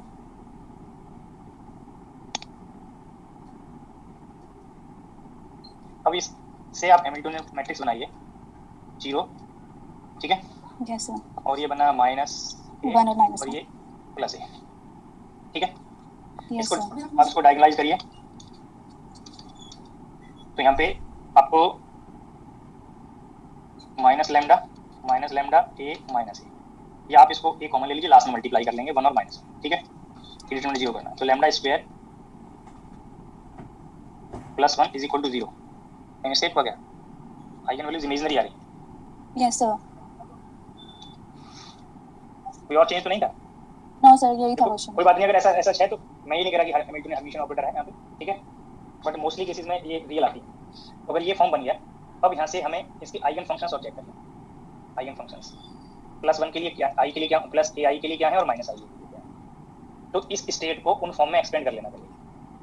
क्लियर हुआ? जैसे मान के चलिए इसके कॉरस्पॉन्डिंग आइगन फंक्शन मैंने phi 1 ले लिया, इसके लोअर के लिए ये phi 1 और इसके लिए phi 2, तो जो फॉर्म बनेंगे मैट्रिक्स के उनसे ये phi 1 phi 2 में एक्सपेंड हो जाएगा। Yes sir. अब यहाँ पे आप टाइम ड्रॉप कर सकते हैं। But sir psi of t is equal to 0 तो दे ही नहीं रखा ना, फिर से तो हम बोलिए, c1 सर c1 की वैल्यू यहाँ पे कैसे निकालेंगे? फिर से बोलिए, क्या बोले? साई t इक्वल टू 0 वाला फॉर्म तो दे ही नहीं रखा ना सर। ये आप क्या तो रहे कि कट ऑफ 1 दे रखा था? सर ये तो पूछा है ना कि क्वेश्चन ये था, time evolve state psi of t of the initial state 1 at equal to t equal to 0 initial state of, ये क्या तो रहे आप ये? Yes sir. तो ये साई t0 तो है, आपको साई t पूछा है और साई t0 दिया हुआ है। ओके सर, मतलब सर अब तो सिर्फ ये कोफिशिएंट तो आप निकाल लोगे ना इनके मैट्रिक्स यस से, सर। तो आपको यहाँ पे एक्सपोनेंशियल माइनस आई ये वैल्यू प्लेस करना है h के प्लेस पे, minus I A T by h cross ये phi 1 का matrix, plus c2 exponential minus I multiplied by I A T by h cross phi 2। अब इन phi 1 phi 2 की form को यहाँ प्लेस करेंगे, फिर से एक मैट्रिक्स बन जाएगा, वो आपको पूछा हुआ है सर। बट ओके सर, या तो आप स्टेटमेंट में कुछ इन्फॉर्मेशन सफिशिएंट नहीं दे रहे, या कोई पार्ट छूटा है। जो आपने बताया कि h दिया हुआ है, t time duration of state पूछा है, of state at sir question तो यही था कि for the Hamiltonian h the time evolve state psi of t of ket of 1, यही तो पूछा, of initial state ket of 1 at equal to 0 will be. हां तो initial state of ket of 1 थी ना। Yes sir. तो इसी, क्योंकि ये एज सच कट ऑफ 1 इस हैमिल्टोनियन की आइगन स्टेट नहीं है, और हमें टाइम रिलेशन में आइगन स्टेट चाहिए, तो इस स्टेट को इस हैमिल्टोनियन की आइगन स्टेट में आप एक्सपेंड करोगे, जो मैंने यहाँ पे बता दिया। अब इस पे टाइम रिलेशन ऑपरेटर आप ऑपरेट कराओगे, जिसमें हमें ये eigen value phi 1 phi 2 corresponding place है। आपको जस्ट इतना पार्ट छूटा है कि इनके मैट्रिक्स फॉर्म आप फाइंड कर लीजिए, जिससे आपको ये C1 C2 पता चले। Okay sir. और सर एक क्वेश्चन और था, हां जी, उसमें सर कम्यूटेटर ए भी ये कहां पे पूछे? सर ये क्वेश्चन है ना ग्रुप में आया था, लेकिन फिर किसी ने सॉल्यूशन भेजा नहीं और मैंने किया तो मेरा हुआ नहीं। हां फिर बताइए दूसरा क्वेश्चन जो पूछा है।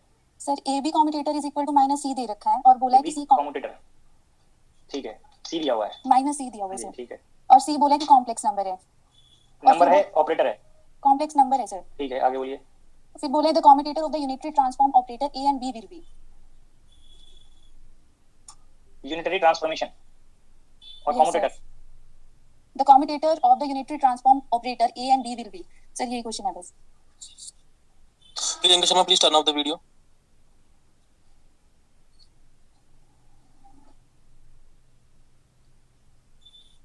ये सब तो क्लियर हो रहा है? ये डैश के लिए है, ये a डैश b डैश वो ऑपरेटर हैं जो आफ्टर ट्रांसफॉर्मेशन यूनिटरी ट्रांसफॉर्मेशन बनेंगे। Okay sir. तो यूनिटरी ट्रांसफॉर्मेशन फाइंड करने के लिए ये आपको फॉर्म बनाया था u देगा a u या u a u देगा, ये फॉर्म बताया थे, यस सर। यहाँ पे प्लेस कर लीजिए a और b के फॉर्म, ठीक है। फिर Okay, sir. इससे आप ये वैल्यू को आप चेक करें, जहाँ पे a b फॉर्म बन रहा होगा, a b कम्यूटेटर फॉर्म, उस कॉमन लेके और लेफ्ट में और राइट में ये फॉर्म बन जाएगा, तब इस कॉम्प्लेक्स नंबर से उसको रेट कर लेंगे।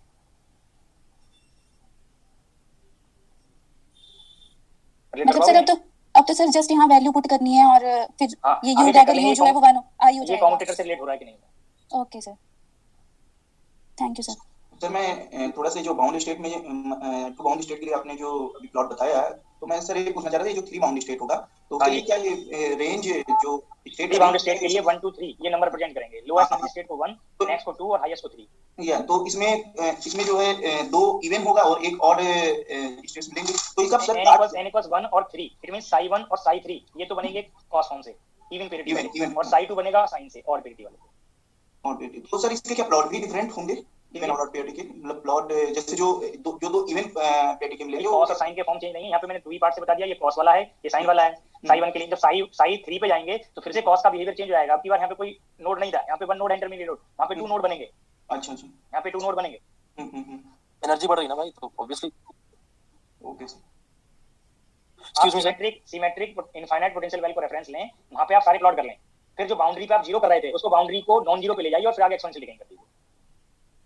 इजीली आप उसको रिलेट कर सकते हैं। क्लियर हो गया? Yes sir, thank you sir. हाँ जी तो सर एक वो थोड़ा डिस्कस करना था। बताइए। सर ये सारे के सारे साई 1 साई 2 साई 3 जो हमारे हैं, ये सारी एनर्जी के आइगन फंक्शंस हैं। हाँ जी तो सर ये सब के सब ऑब्वियसली ऑर्थोगोनल हैं एक दूसरे से। हाँ जी।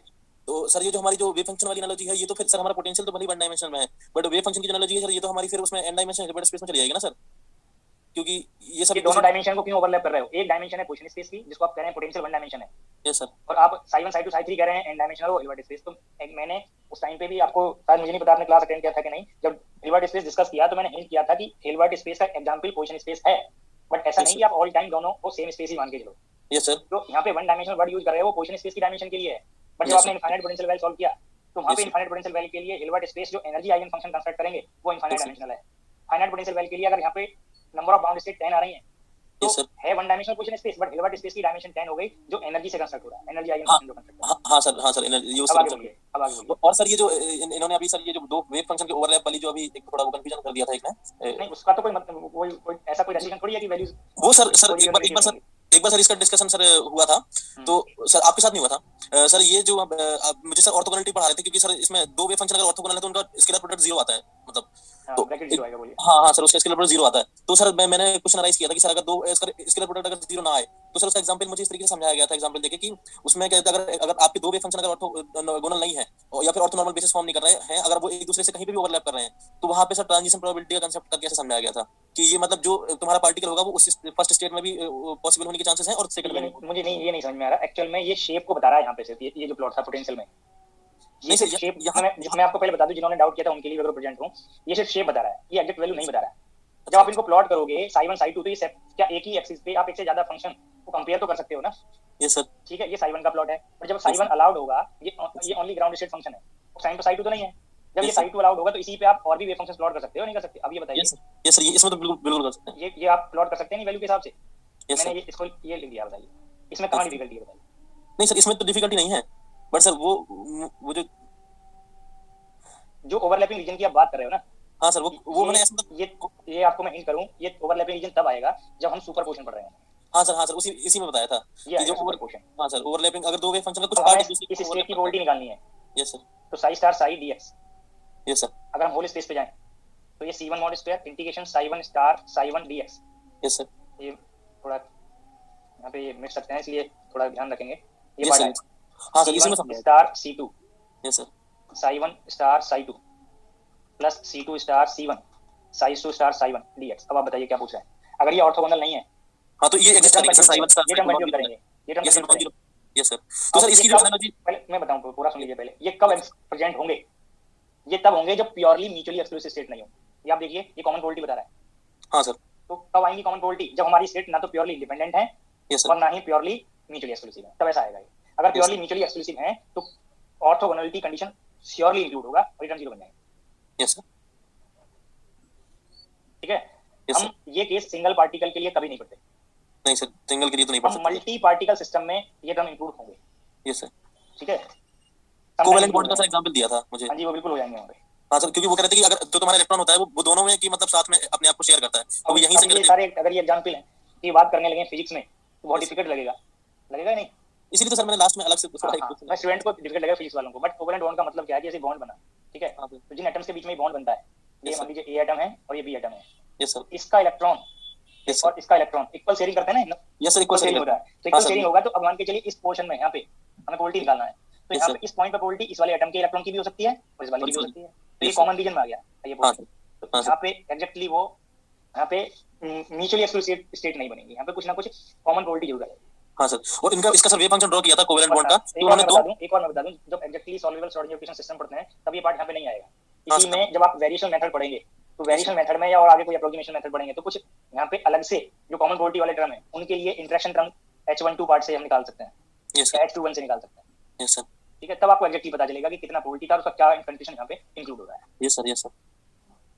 ये सर H12 और H12 अभी आपने जो बताया ये सर इनका सेम का मॉलिक्यूलर स्पेक्ट्रोस्कोपी में भी सर यूज उसी में होता है। हाँ सर। वहाँ पे बहुत सारी थ्योरीज पढ़ते हैं, मॉलिक्यूलर ऑर्बिटल थ्योरी में हगल थ्योरी पढ़ता है। हाँ सर। तो सर बस इतने के लिए पूछा था आपसे कि अगर जैसे मतलब ये जो इसको ओवरलैप करके दिखा देते हैं ना वो, तो उसमें कंफ्यूज नहीं होना है, मतलब अपना ये वाला पोर्शन अपना वन डायमेंशन वाला अलग है, सिंगल पार्टिकल का, और वो मल्टी पार्टिकल्स का वो अलग है उसमें सर। देखो हिल्बर्ट स्पेस जो है मैंने आपको रियल में रिलेट करने के लिए बता दिया, क्योंकि हिल्बर्ट स्पेस सबको हाइपोथेटिकली लग रहा है ना। हाँ नॉन एग्जांपल पे जाने के लिए मैंने बता दिया कि वो रियल स्पेस होगा, 3 डायमेंशनल स्पेस भी हिल्बर्ट स्पेस का एग्जांपल है। बट जब क्वांटम मैकेनिक्स में पढ़ रहे हो ना, तो हम सारे सिस्टम्स को जब श्रोडिंगर इक्वेशन सॉल्व कर रहे हैं तो पोजीशन स्पेस में तो कर रहे हैं। अब पोजीशन स्पेस 1 डायमेंशन में भी पढ़ेंगे, 2 डायमेंशन में भी कुछ प्रॉब्लम सॉल्व करेंगे, 3 डायमेंशन में भी पढ़ेंगे। तो हम पढ़ रहे हैं इनफाइनाइट पोटेंशियल वेल 1 डायमेंशन में, ठीक है। तो पोजीशन स्पेस 1 डायमेंशन है, वही हम पढ़ रहे हैं 3 डायमेंशन में। पोजीशन स्पेस का डायमेंशन 3 हुआ, पर दोनों केस में हिल्बर्ट स्पेस का डायमेंशन जनरली इनफाइनाइट है। हाँ सर, हाँ ऑलमोस्ट, यस सर। तो हिल्बर्ट स्पेस जब हम रिलेट करेंगे तो एग्जांपल तो होता है पोजीशन स्पेस होगा, बट क्वांटम मैकेनिक्स में आगे कभी हम हिल्बर्ट स्पेस को पोजीशन स्पेस नहीं ले रहे हैं। जब हम पोजीशन स्पेस में पार्टिकल की इंफॉर्मेशन वेव फंक्शन से फाइंड कर रहे हैं, वो उसको सर फेज स्पेस के साथ रिलेट करते हैं क्या? नहीं, फेज स्पेस के साथ भी रिलेट नहीं करते। फेज स्पेस हमारी हैमिल्टोनियन अप्रोच का कांसेप्ट है जो हम क्लासिकल मैकेनिक्स में पढ़ते हैं। फेज स्पेस तब आएगा जब हम सेम टाइम पे पोजीशन ऑफ मोमेंटम को मीट कर रहे हैं। जी सर, जी सर। फेज स्पेस अलग कांसेप्ट है, हिल्बर्ट स्पेस अलग कांसेप्ट है। जी सर, यस। और पूछना किसी को? जो हाँ जी, स्लाइड दिखा दीजिए। कौन सी स्लाइड? तो एक बार सभी दिखा दीजिए।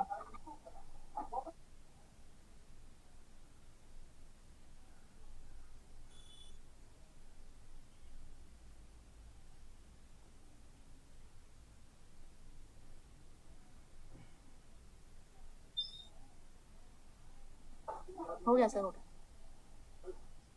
और पूछना किसी को? मैं एग्जिट कर।